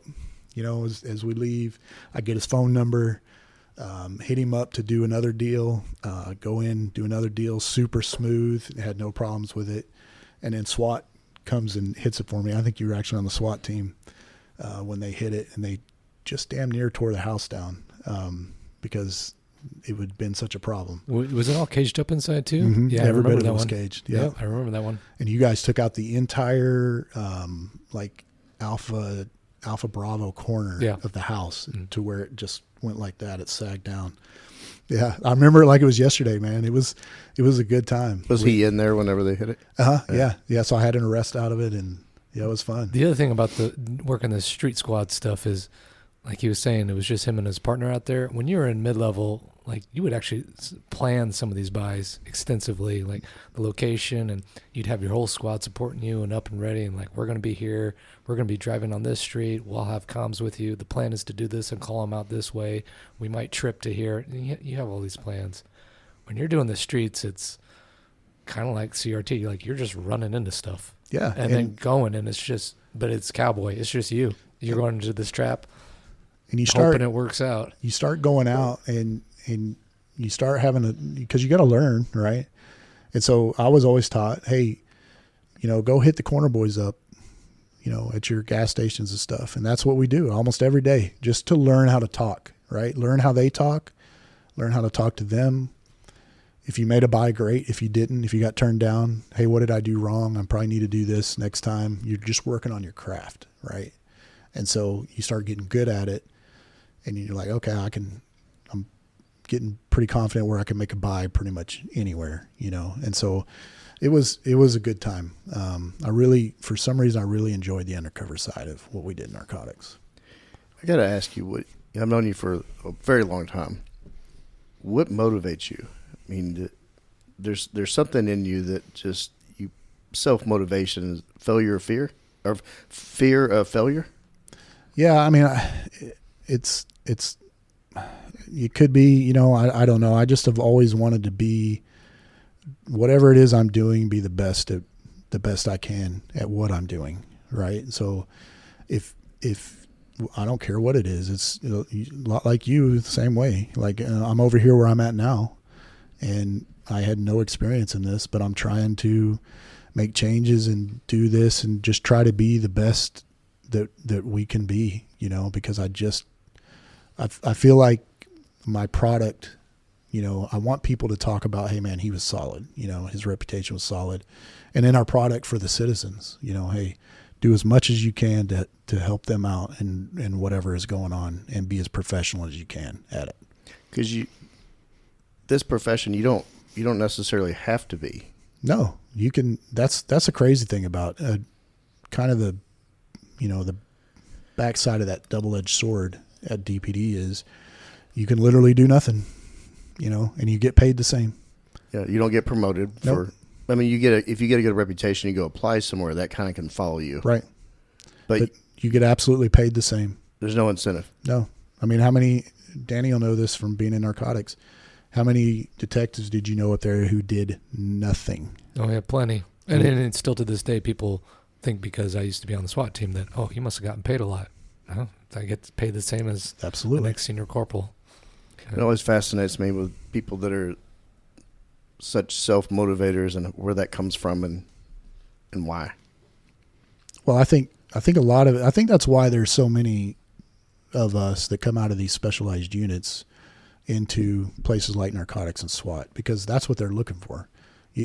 They're trying to avoid, as the hiring manager, which I am kind of now, and Kent, you'll know this too. We're trying to avoid that, right? We're not looking for somebody that's, if I knew as I'm hiring you that you're going to come up and be worthless, would I hire you? Absolutely not. 100% would not do it. Right. So that's what they're looking for. And that's why they kind of want them to come out of some of these units, because they know they are going to be self-motivated, because the way it is in narcotics is a different animal, right? There's really nothing like it out there. Yeah. And the way it is in narcotics, you literally can get up there and do absolutely nothing, right? Because if you know how to play the game, hey, Sarge, hey, I'm still working on this deal. I'm starting to put some things together. I'm 6 months out. Cool. 6 months later, hey man, you haven't done anything. Yeah, I've a couple things didn't pan out the way I thought I did, but I got some new leads, right? And you constantly keep playing that game, and you have done nothing. You have absolutely done nothing. Like all the specialized units, it's big boy rules. Like the perks are amazing, and you have such a great opportunity to do incredible work and have just an experience you can't get anywhere else, even on other departments. Or you can totally trash that experience and not do shit, right? And just and you can live on that and just be up there and do nothing, but because you're still getting paid. Yeah, and the way I looked at it was, I have this perk of coming into the office in shorts and flip-flops if I want to. I can dress however I want to. I can look any way that I want. I can pretty much do anything I want. And if I've got this level of trust in me, I need to do something to deserve it, right? So I need to actually, do something, put some folks in jail. And that's what we did. Like those first couple of years I was up there when we were fully staffed, it was every day. Those were good years. Great years. Yeah. I had so much fun. So much fun. But that is something within you, though, that you just, and you still, like right now, still doing it. Absolutely. Right. I've stepped in now into, as a sergeant, kind of a more leadership role. So I'm not probably as, working day to day in what I used to do, but still pretty motivated, especially now it's a little different, trying to create, a unit that you want, that you would be proud of. Right. And that's what I do now, but it's still the same principles, just trying to do the best that I can. That's impressive. I want to touch on your lab unit experience, kind of describe what that unit is and their function up there. So when I got up there, I had never heard of the lab squad before prior to this. So I get up to narcotics, having a great time in street squads, and my old partner Dave Roach had just gone over to lab squad. And I start learning that, hey, we had this squad since the late 90s, I think, when they were formed, because Dallas and Texas was seeing the exact same thing I was in Missouri, with all the methamphetamine in the clandestine labs. So they created a squad to take care of all that and dismantle it, because when a police, obviously the fire department has a hazmat team, right? Yeah. That's no doubt, especially fire department as big as Dallas Fire. So they have a hazmat team.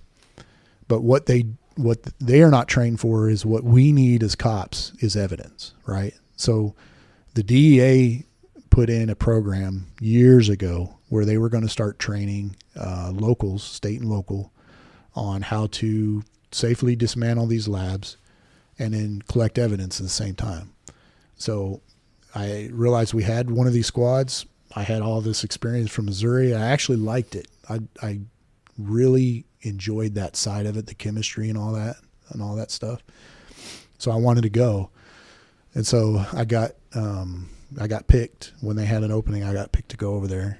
Who was the supervisor? Al Sutton. Al Sutton. Great sergeant. One of the best sergeants I've ever had on the department. Great man. He was there. He was there so long, and while we were still in the CRT, I would use that unit quite often with Lapiano and Falk and all those guys. They were professional. They were just kind of like that little step above the rest of the squads over there, and they kind of had their own thing going on. And they have like a little small pocket over there that they sit, and I'm guessing they still do. We called it the trailer park, yeah. Yeah, but all rock stars in that group, and Sutton was such a good guy. Oh, great, phenomenal supervisor. His wealth of knowledge, man. It's one of those that when he walks out, of when he finally retired, you're like, man, we let all of that's in his head just walk out of here, because he was 40 years here. It's hard to replace. Good human being. Yep. Can you talk about some of the significant cases you worked on there? I remember you had one really big one you were showing me, and I think I was in legal at the time, and pole cams up everywhere. Yeah, so I had zero experience in doing any kind of, case that was more than going to buy a couple of rocks and getting everybody together to go hit it. And mid-level, at this point in Narcotics, we still had a couple of squads of mid-level, but we were starting to see the signs that something was up. Right, we were losing people to retirement, or they were just leaving, and Narcotics was a place they always replaced. It was never a question. But all of a sudden, they're just not replacing them, and mid-level's slowly shrinking. Right, so Lab Squad started to take some of these more mid-level cases, and I was working with our money laundering squad. We actually had a money laundering squad back then, and a guy named Todd LaFleur. Great guy. Yeah, brilliant. Yes, he was so good at this job. And he would come to you and he would say, hey, I see something suspicious here. And he would want us to prove the drug nexus, because in the state of Texas, the money laundering laws here are so vague that it's really easy to prove a money laundering case, right? All we need is a drug nexus behind it. So that's what he would come to us for. And I had worked a couple with him, but I wasn't getting any traction on it because I just didn't know really what I was doing. And so the first case that I came across that I was like, hey, this might be a good learning case, was a complaint from a business owner down in the Arch District. And the complaint was they could smell marijuana constantly at their store. And this was a pretty high-end store that catered to rich people with art and rocks, basically. It was odd to me, like these big gemstones that rich people would want to buy. Right? Yeah.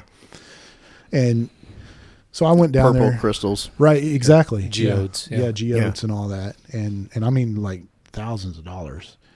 And I went down there to speak to the owner, and I could smell what she was smelling, and she was talking about water and all this. And so what am I thinking, right? It's got to be a weed grow, right? Big warehouse, 10,000 square feet plus. It's got to be a weed grow. So I'm like, this isn't the most fancy thing in the world, but I might be able to learn some stuff here. So first step was, hey, I did some surveillance. Okay, I got some people coming and going, but no real traffic like a business of any sort. So I put a pole cam up. Long story short, do a lot of work on it. do the takedown. And turns out this guy was like the Walter White of weed, right? He was a phenomenal grower of weed. Like in the interview, he broke down so much knowledge on marijuana to me I still teach that sometimes when I'm in class. But he had no idea how to distribute it, none. And at first I didn't believe him, but when the total numbers started coming in, because I had to involve almost the whole division, because you know how it is with the weed grow, is so much you got to do.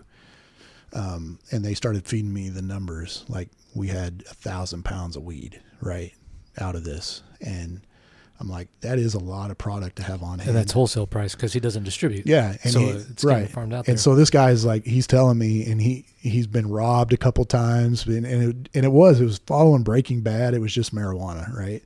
And I was almost laughing at the guy because he was having such a hard time of getting his product sold, but he genuinely loved growing it. Like you could just tell the way he was talking to me about it and his process and how he had perfected this and done that. And, you know, crazy botanist. Yeah. But it was a very good learning case for me. Very good learning case. Is that the one that you were showing me all the pole cam views when I came out? Yeah. Yep. I had a couple different pole cams on it. We were using every once in a while our National Guard helicopter through the counter drug program would come up. I was using that for surveillance. You know, it was a good case to put together, and I had a lot of fun on it. I learned a lot. That was the big thing. Yeah. Well, as we've already talked about before, things come to an end, right? You decide to go the supervisor route.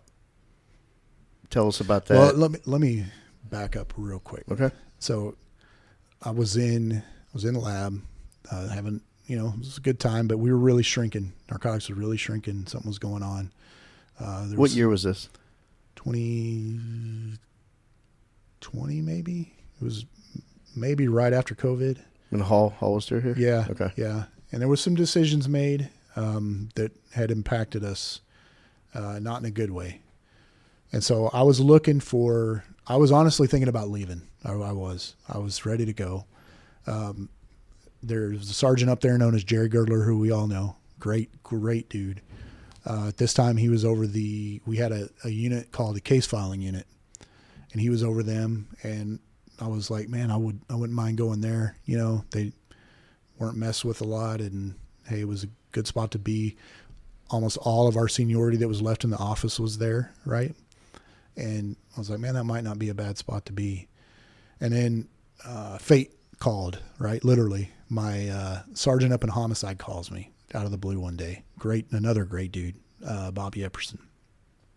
He calls me, and me and him had worked together in family violence. And he said, hey, I'm working a case. It's a high profile case because it's the daughter of a certain person. I'm not going to name who it is because I respect him and what he's been through. But she overdosed. Is there anything you can do? And I said, I'll be honest with you, man. I have no idea. I don't know. I said, let me do some checking and I'll get back to you. So I go to some of our senior folks in narcotics, and at the time, the way they would do an overdose death, we had a certain UC who was here, Benita Morgan, fantastic person, really good UC. Like, she was a great UC. Buy anywhere. Yeah, 100%. And what she would do is she would try to go buy from the dealer if we ever got one of these from homicide. But they never really investigated the death, right? And so I reached out to Andrew Novak, who we all know in the prosecutor's office. And I said, hey, is there anything we can do? Is there any laws on this that we can charge somebody? And he started breaking it down for me. And he said, hey, you need to talk to a detective in Irving who's known as the guru of this. He has filed, I can't remember how many cases it was, but it was a ton of these in our office. So we're very familiar with it. So that's what I did. I reached out to this detective. His name is Steve Junker. Irving, he spent 30 years in Irving, I think it was. Investigated tons of these, literally wrote kind of the SOP for the DA's office here on how they do it. I got to go through one of his trainings, and then I approached Girdler and I said, hey, look, can you do me a favor? I want to investigate this case. I can't do it in lab squad because it's kind of out of my, what I'm supposed to do. I need time to actually do this investigation. I said, I put a proposal together on paper on creating a overdose position. Could I get you on board to be my sergeant and be part of this group over here? And he said, absolutely. It's like, all we can do is ask, right? So he sent my proposal up to the major at the time, and the major agreed and said, hey, that's a good idea. So that's how the Dallas Police Department's overdose unit was created, right? And I was the first and only detective for a city of 1.2 million. And I had no idea what I cracked open when that happened, because the way we were doing it, and I'm not putting blame on anybody, I'll put that out there first. The way we were doing it at the time was homicide. What is their, they're here to investigate deaths, right? And when I say deaths, you're investigating shootings and that kind of thing. Suicides as well. Yeah. And they put a little effort in suicides as well. But they would go to something and they'd think, okay, this is probably an OD death. And as soon as the medical examiner's office sent them, a autopsy back and said toxicology and said, hey, yeah, it's definitely a overdose death. They would close it out because that's not their lane. That's just not their lane. And Narcotics wasn't doing it either. And so I had no idea what I was getting myself into. And I would go up to homicide. This is no joke. I'd go up to homicide and I would be talking to the lead investigator on that first case. And I was getting approached by 10 or 15 of them at a time. Hey, I got one for you. I got one over here. And before you know it, I went from that one case to having like 200 cases, for one dude, so we talk about being overwhelmed. For one guy. Oh, wow. Yeah. I remember that you and I had some good conversations about whenever that started up and became official. Yeah. Yeah. It was something else. And I really started getting into it because I enjoyed the investigation side of it. Right. And then you take all of those narcotics tools that I had developed over the years that now I could use in this investigation. Right. I really started enjoying this and something to do, but I was overwhelmed. Right. I just didn't have enough people. But yeah, that's how that was created. How long did you go just working those by yourself? I'd say I did that about a year.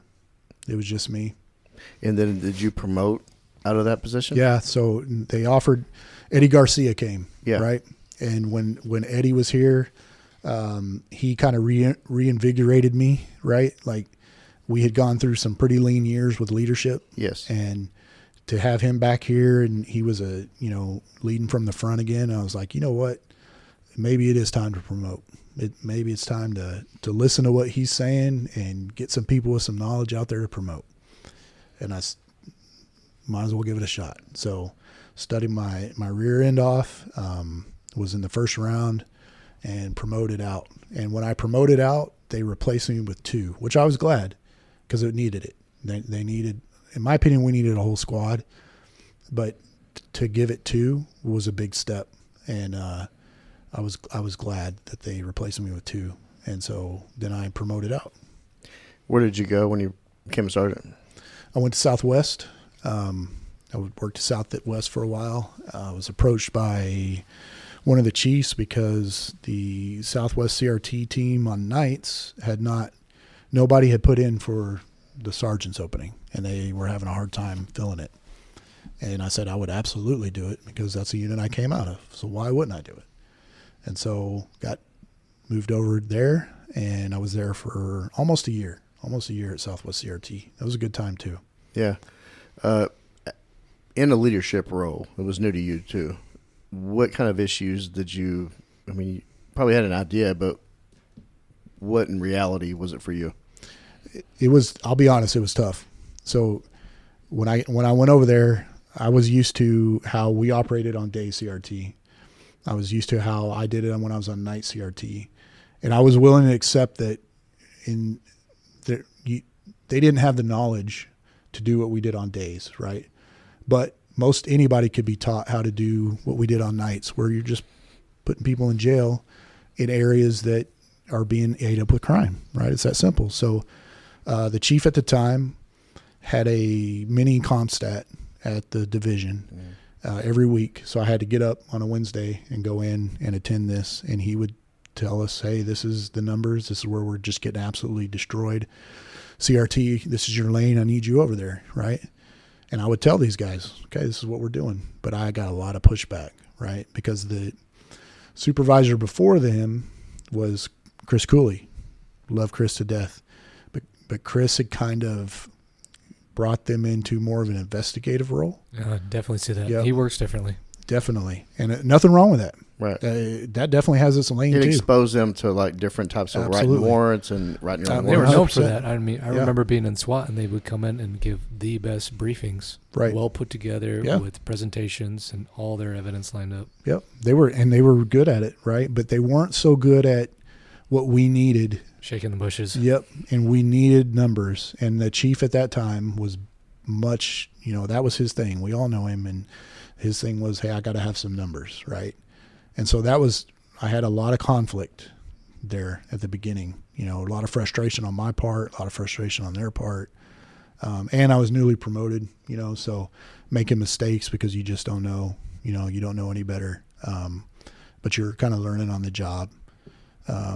But like any unit, this is what I've learned as a supervisor, and Kent, you'll understand this too, is as you start making your own picks, right, you start shaping it more towards what you want and eventually your picks outnumber the rest, and they're either going to leave or they're going to start conforming more to what you're expecting, So, but before I could put the finishing touches on that, they created the Overdose sergeant in Narcotics. And Girdler had moved on by then. Yeah, Okay. Gerler had gone to SIU. That's right. That's right. At that time, so his position was open, and then they created the Overdose position on top of that. So interviewed, and I got that Naturally. Yeah, and I was over. Well, the funny story about that. So this was kind of told to me later on, but the lieutenant who was there at the time, he didn't want me. Yeah. He wanted somebody else. And again, DPD, right? Your resume. I started the unit, and I know more than most anybody in the department about overdose stuff, and he didn't want me. He wanted somebody else, right? So I thought that was funny. But when I got back over there, obviously they had brought in a third, so now we had 3 overdose detectives. Mm-hmm. And then I had diversion, which in narcotics is pills, yeah. Right? Your prescription fraud, that type of thing. We had 2 in diversion. And then I had what we called intelligence in narcotics, which was, our National Guard. I was our National Guard liaison. And Mike Freeman, another great civilian, who had created one of the best digital phone labs in the department in narcotics. So I inherited that, which was also fun. So it was, I was very happy to be back in narcotics. What kind of trends were you seeing as far as, everybody, they hear the news and about all the kind of drug types, fentanyl's the big one now that it's the biggest threat. What were you seeing the majority of? Without a doubt, fentanyl. So when fentanyl was slow to get here, when you compare it to other part of the country, right? The East Coast was just hammered by fentanyl going back to 2006, 2007, right? But it was trends, and the biggest reason why was our proximity to the border, right? Because here, heroin is very cheap, right? And we could go out probably now, it's been years, but probably now go out and buy a point of heroin for $20, right? Black tar. That same thing, the further north you get, is going to be 3-4 times that amount, right? So they started looking at what can fill that void, but is cheaper, right? And maybe more profit for us. And that's where fentanyl started to come in. And we started slowly seeing it. I started seeing some detectives that were buying it. We didn't know what it was at first. when we talk about fentanyl in Dallas, it's almost all looks like hydrocodone, the M30s. And that's what they thought they were buying at the time, but it started coming back every time as fentanyl. So they were actual pills that looked like the hydrocodones. Yeah. And then as you start learning what you're looking for, there was some obvious telltale signs. Like I can look at a bag now and tell you that is definitely not real hydrocodone. That's probably fentanyl in there because... Is there any hydrocodone components to it, or is it straight? It's straight pressed to look exactly like it. But the thing they cannot mimic has the Watson it has all it has all the labels, all of that. It looks legit, but the thing they cannot mimic is when it comes out of when a pill like that comes out of Pfizer, for example, it has a coating on it, right? And that coating is there to help your body. You can swallow it to absorb it and all that, and it's time released and strictly controlled by your doctor. And so anybody that's been on any kind of medication, you have a pill splitter, right? If you're going to take half a pill. And the reason you have a pill splitter is because of that coating on it. It makes it almost impossible to break apart, right? So if you look at a bag of that together, there will be no residue in it, none, because it's perfectly encapsulated, right? But any fake press pill will always have residue in it because they can't mimic that coating that it has on it. It's just not possible. Well, even like you look at a pill bottle, it would be the chalky insides of it. That's exactly right. So it's saying you start learning those trends, and then fentanyl just dominated. It just came in and just started. It took over almost overnight. More so than heroin. Way more so. We were seeing way more toxicologies with fentanyl as the contributing factor than we had it ever before. This is going way back before you even got over there, but I remember locally there was like a huge Plano high schooler that died of an overdose, and I think it was heroin at the time. This was before fentanyl, and that kind of put these kinds of death in the spotlight because it was high profile, and it was a high school kid up in a richer part of Plano, and that really kind of kicked off the way these were looked at. I mean, people were dying left and right in the poorer parts of town, but when the Plano high schooler passed away, that kind of, I remember it shined a light on it. Yeah, for sure. And that was the first time you started seeing they were trying to go after the dealer and hold them responsible for these deaths. Yes. Right. And the federal government started stepping in and making, laws to make it easier on their side. Texas was slow. They were slow doing it. But we had a law, called delivery causing death. It's very, very hard to prove. But it is there, How long had it been in place? I don't recall. I don't know if it came about because of those cheese deaths, but it had been there for quite a while. I just had never read it before to know until I started going to those classes. Are there any landmark cases that you kind of could point to when doing these investigations to kind of have a standard or a guideline to follow? Well, there's been a couple. The case, it's escaping me, but you get the if not but for terminology that was, you were able to prosecute somebody on these deaths because here's what prosecutors faced before was if let's say I have diabetes, right, and I take a fatal dose of fentanyl. Well, the autopsy, the toxicology will show the fentanyl in your system, but the autopsy is going to list as a contributing factor your diabetes, right? Because it was a known problem before, so it could possibly be a contributing factor.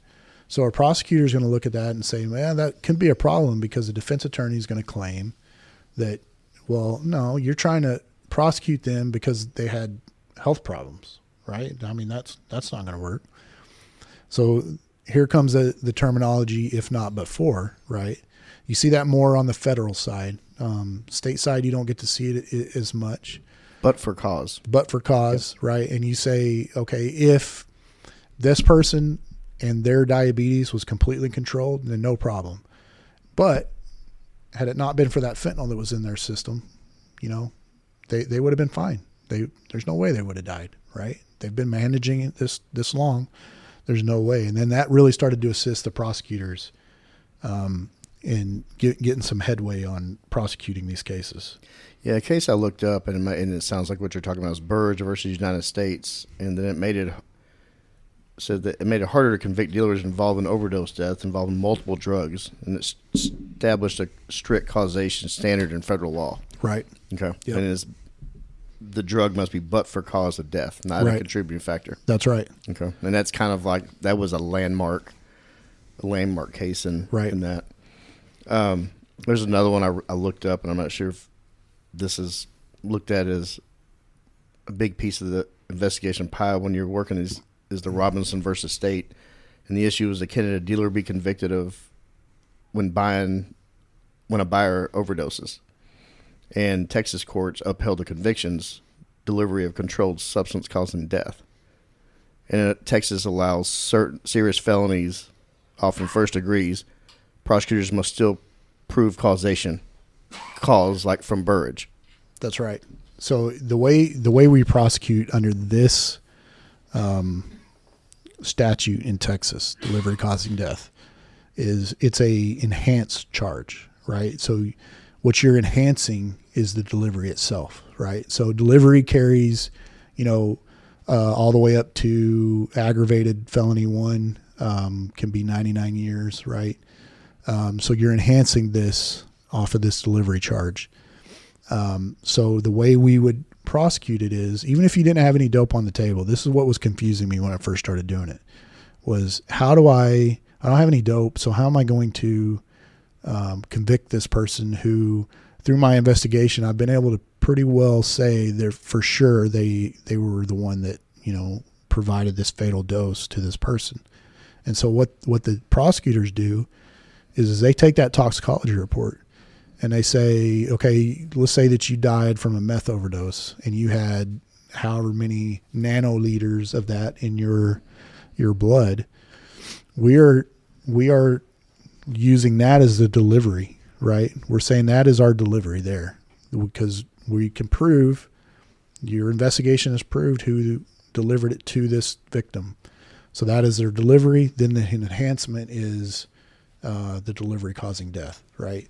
So in those specific cases where we don't have any dope, that amount is so minute, it's going to be a state jail every time, right? That's just a state jail every single time. And then it's going to go to the felony 3 because of the delivery causing death. Wow. But the reason they are so very difficult to prove is what I learned very quickly when I would get in these victims' phone. First of all, you would almost have a mid-level case the second you got in their phone, right? Because you would have multiple dealers. They may die of a meth overdose, but they had a connect for fentanyl. They had a connect for cocaine. Ketamine. Yeah, I mean, they had a connect for everything, right? So I could almost start a mid-level case just off of their phone alone. And then you get in their phone, but because of that caused a problem, right? Because how do I know you were found dead on, yesterday at 2:00, and you can prove that they made a buy the night before at 8:00. But what about that time period between 8 p.m. and when they were found? What happened, right? So as an investigator, you have to start going in and showing what exactly happened. A timeline. Right. So you have to be able to say, I have a witness that was with this person until midnight and nothing happened, right? So that very first case, here's a little interesting thing on that first case. It had gone cold when I got back. We had given it to a federal prosecutor who was telling me she was going to work at Hot and Heavy, and she didn't. She ended up moving on out of the prosecutor's office. I was running out of the statute of limitations here on the state side. And for your listeners that don't know, almost every offense carries some kind of limitation before if you haven't charged somebody by the time that runs out, you're just done. Yeah. Almost every drug offense is three years, right, at the time. This was before the fentanyl laws changed. So I'm running out of time. I call a witness again. And the thing I knew who this person bought it from. I knew who sold her the fatal dose. He actually admitted it to me. But because I could never close the gap, it was almost a 24-hour gap that I could never close. That's why we could never get any traction on it. So I call this witness back, and I'm literally within 10 days of the statute of limitations going out. And I call this witness back, and I'm like, hey, run me through this one more time. Tell me exactly what happened. And he actually gives me more information this time, right? And I'm recording this interview.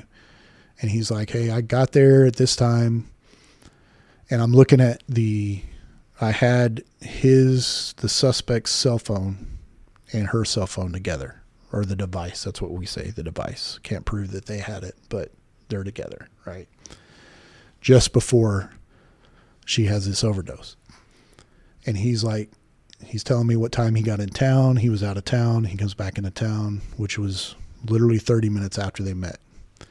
And then he's with her the whole time. And he's telling me, yeah, she didn't look well. She was sick, which kind of went to what I had learned early in the case, that she didn't like to do dope around him. So she's dope sick. That made sense, right?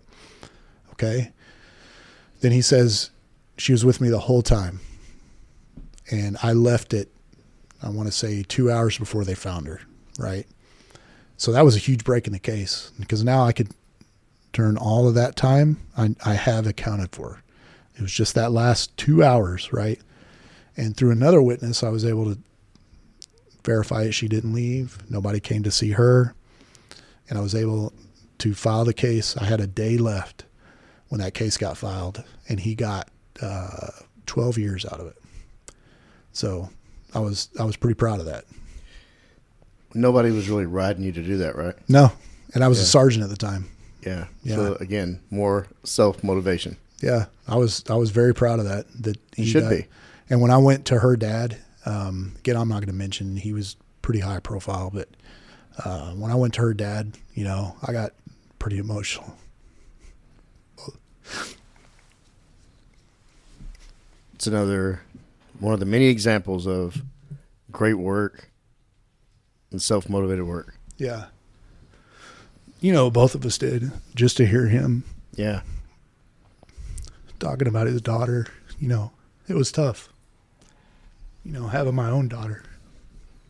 And just to see, how happy he was that we did something with it. And that was the first case. Very first one. Yeah, I was very, very happy with that. Just the sense of relief, that we did something for her, and held somebody responsible for that, And saw it through. Yeah, because that was another thing I learned was it's so easy to get jaded in this job. It's hard not to, especially when you're working narcotics, because what is our victim in narcotics? It's society, right? That's what the new NIBRS system says, which for you folks at home is like, that's your federal reporting system, our guidelines for reporting crime. And so it says it's society. And so you get jaded and you're like, man, I don't really see a victim here. They're a user and they were using but then when you start investigating these cases and you start talking to the family, you start realizing, wait a minute, they were a person. At one point they were completely normal. And then they got addicted to something and they couldn't get away from it. And, and the thing that stuck out with this victim was I kept seeing her text messages over and over again, how hard she was trying to beat this. She just would go to rehab and get back in and use again. And she just tried over and over and over to beat it. And she got to the point where she had told a friend that, hey, I know I'm going to die. It's just a matter of when, You talk about meeting the dad. The families are victims too. Yeah, 100%. I mean, those drugs steal their loved ones. That's right. And it's a battle. They're just not prepared for and really can't win. That's right. And you have to witness it, And Dad talked about that at length was, the times that he had sent her to rehab and he was heartbroken because he learned that rehab is a place just like jail where you learn how to hook up. And he was just tore up about that, right? And, I'm doing my best to say, hey, it's not your fault. It's not your fault. But, as a dad, I'm just. Yeah. Speaking of being dad, I was excited about this segment about family, the importance of being a husband and a father. You're going to get me again, bro. Yeah, it's something. I grew up in a loving family, right? So that's what I've always wanted for me, and my kids. So when I have my kids, you talk about a blessing, man. You know how it is. I mean, your daughter is great, and it's what a blessing it is to have kids. And it's so tough in our job and what we do, to be, I feel guilty sometimes, like I'm not enough, not a good enough father, because of what we've done, and the amount of hours that we put in here, the risk we've taken, right? I mean, it's tough. And, my daughter, she's 17 now, just had her birthday a couple days ago. Yeah. Great girl. Couldn't ask for more. But, she had a very different version of me growing up. I was working those bad hours for long periods of time. I didn't get to spend the amount of time with her that, my ex-wife did. And, it's to a certain point you regret that. You always regret that. And, I just hope that, one day she sees that. And now you're a father of an older man becoming a father, just like I did. And it is much different because you had your first daughter and you were younger man. Now to have younger kids as an older man, it really hits you. It's very, very different. I was actually a little on the older side when I had my daughter, right? Because I was 32. Yeah. Sure. Where a lot of other early parents, 20s. Yeah, they're, people my age were already had some folks, some kiddos that were 7 or 8 years old, and I'm just having my daughter. And now, my sons. So I got remarried, beautiful wife, love her to death. It's like found my soulmate. You and I have had this conversation many, many, many times because we went through a very similar set of circumstances, right? Yes. But she's younger than me. She's 11 years younger than me. And she wanted to have kids. And frankly, I was not done. I didn't bother me in the least bit, but I was older, I think 46 when my oldest son was born. Wow. And 48 when my youngest was born. We had 3 kids like back to back.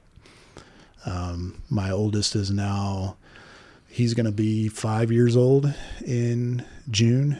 And then my middle son and my youngest son are almost Irish twins. Their birthday is 2 days apart. And they're a year apart. So it's a lot of fun, but a lot of work. A lot of work. Yes. A whole lot of work. And, it's kind of a double-edged sword as the older you get. I feel bad sometimes because I don't probably have the same level of energy I had when I was a young man. But at the same time, I'm way more patient than I ever was. And I'm way more stable now, as far as schedule goes and being able to see them every day. And, just be involved all the time, so it's been great. And took a little while for my daughter to, kind of bond with them because she was at that age where, being around an infant, not fun at all. Yeah. But now that they're older and they're toddlers and, my oldest, he's about to be 5. She's really gotten close to them and, Big it's sister. good. Big sis. They call her Sissy and they love it when Sissy comes over, so it's great. Well, that is your true legacy. I mean, really, when it boils down to it. Yeah. It's, it's tough because, my dad died pretty young, and I was always kind of close to him. So I don't have that. All of us know, I don't know, how you guys were with your dad, but all of us know how it is. Even as adults, it's so nice to call dad and be like, hey, give me a piece of advice on this. But you know why? Because dad has seen it, right? Dad has probably seen it. And we all probably I thought my dad was stupid when I was 16, 17, 18 years old, right? But you just don't know what you don't know. And as I get older, I would call him and say, hey, what do you think about this? Because I know you've seen this before. What do you think about this? And when he passed, you don't have that anymore. Even today, there's some things that happen, and I'm like, boy, I wish I could call him, Wish we could have a conversation. But you can't. So, and I worry about that with my boys. I want to be there as long as I can. But, when you're older, you never know. So, yeah, I have to. You are in Act 3. Yeah, really, and I have to. I'll have to do a good job of, teaching them when they're young. So when that time comes and I'm not here, and they can't reach out and say, "Hey, Dad, what would you do about this?" They have a little bit of a background. So I don't know. Will I ever regret having them late? Absolutely not. It's the best thing that ever happened to me. It's great. It's my daughter and my boys. It's amazing. But it's stuff you think about at this age. The older you get, you start thinking about this stuff. Yeah, it makes you cherish time more. Absolutely. Because I don't know, when I was young, I really did think I was bulletproof. I really did. You probably were back then. Mm-hmm. But you start thinking that way, that you're bulletproof. You start getting a little bit of age on you and a little bit of experience, and you start realizing that you're not. You're not bulletproof, and it's finite. It really is. We just lost a guy a couple days ago, out of the blue. It just shows you how fragile this is. So now he left the family. There's a family left behind. Absolutely. Yep. And why? Who knows? But it happened, and as an older man, you start thinking about that more. And, you just start running the numbers, and you're like, man, he's going to graduate when I'm in my 60s. And, and you're just like, I just want to get as much mileage out of this body as I can, so be there just as long as I can for them. It makes you want to be more healthy in mind, body, and soul, right? Absolutely. But you start seeing like, man, God, am I going to be there? 100%. And you want to, as long as you want to experience those things, for them, and I tell my wife all the time, and she doesn't like it when I talk like this, but sometimes I'm being realistic, right? Sure. Yeah. And I tell her, I'm like, you're going to see, you're going to have a more experience with this, because I'm probably not going to be there for some of it. I don't know that I'm going to see grandkids from them, Another big reason why on this podcast, when you started talking, I didn't want to do this at all. I didn't want to come on here. It was a tough sell. Honestly, I'll just be honest with you. I thought there was so many more people you could interview that have done so much more interesting stuff than I have, that I didn't want to waste the time. But you mentioned something that really stuck with me. It was like, hey, for your kids, give them an idea of what you thought, why you did what you did, and I'm like, man, you can't beat that. So, preserving it for them. Yeah. And I appreciate you giving me that opportunity. Of course. It wasn't easy to get you here, but I'm glad that you see the value, because for your family, for yourself, for your friends, but more importantly for your family, that, I see the value in you and your life, and I wanted, we wanted to do this for you. Yeah, I think you'll look back on this and appreciate it, knowing that it'll be some years, but when your kids listen to this, when they get 10, 11, 12 years old, you'll get the most enjoyment out of knowing that they enjoyed this. Out of all the people who've listened to this recording that you're making, you'll get the most joy out of knowing they're the ones who heard it. And I'll be honest with you, I'm almost only concerned about them. Like, I could care less if anybody listens to this or not. For it's sure. just, I would want them to hear it at some point, because the interesting part of this is it's almost, you see this with pro athletes sometimes. We have a very unique opportunity as police officers. Not a lot of people do have this, where we can walk out of this job at a pretty young age overall. And, I'm getting to that point. My boys are young. There could very well be a career change coming up. And, with the 100% goal of being able to spend more time with them, and doing things, and they may grow up and never remembered that dad was ever a cop, and to have that ability to, he was, this is what he did way, way before we were ever around. Not long ago, I got to bring 2 of them up. I ran up here to the office because I forgot something on a Sunday, and some of our cars, our marked units were parked out in the parking lot, and they thought that was the coolest thing. Blew them away. Oh, yeah. Man, you would have thought. I got some pictures of them.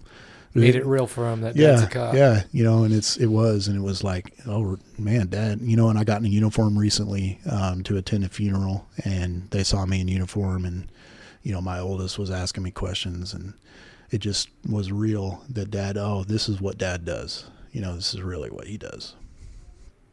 I have a final question for you. If you could go back to relive the best time of your life as a cop, when would that be, and what would you have done different? Boy, that is so hard. Did you give him this question before so he had time to prepare? Yeah. that seems a little difficult to just answer, right? Come on, man. Such a difficult question. And I'll tell you why it's hard.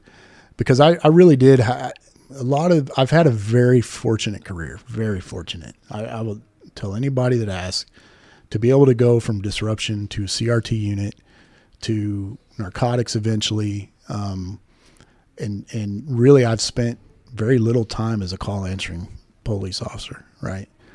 And because I've always been in these small units, I've formed some very lifelong friendships, right? So it's really tough to say. But I'll narrow it down to this. Definitely South East CRT days, right? Some of the times we had, phenomenal. But we talked about that at length, all the fun times we had. And then narcotics, I really did have, and some of the relationships I built in narcotics, friends, like, blood brother type relationships. And those first 3 or 4 years in narcotics was some of the most fun I've ever had in doing this job. So that was tough. And if you asked me what I could do different, would be, again, my impatience gets me every time. Like, I don't know what it is in me that I gotta go do something different, right? When what I'm doing right now is a lot of fun, and why do I need to blow it up? Why do I need to blow up Southeast CRT days and leave, right? Why? What was the end goal there? Looking back at it, I'm just, playing money quarterbacking myself. What was the goal there? Why leave? We were in the middle of a lot of good production. We were all having a good time. Why up and leave? Same way in narcotics. Why be in a hurry to leave street squads when I was having such a good time? Why get in a hurry to leave lab squad, when I was having a good time there? It's just always been that way for me. So that is by far the biggest thing I would change. If I could go back, make it last. Make it last. Hey brother, hey sister, I'll never give up on you. Hey Mrs., hey mister, I'll see this all the way through. No matter how far the sun and the moon, I'll never give up on you.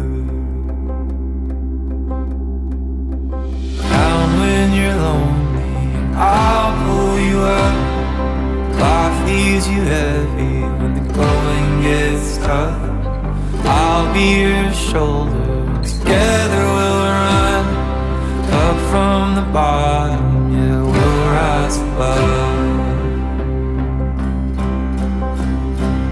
Hey brother, hey sister, I'll never give up on you. Hey Mrs., hey mister, I'll see this all the way through. No matter how far the sun and the moon, I'll never give up on you.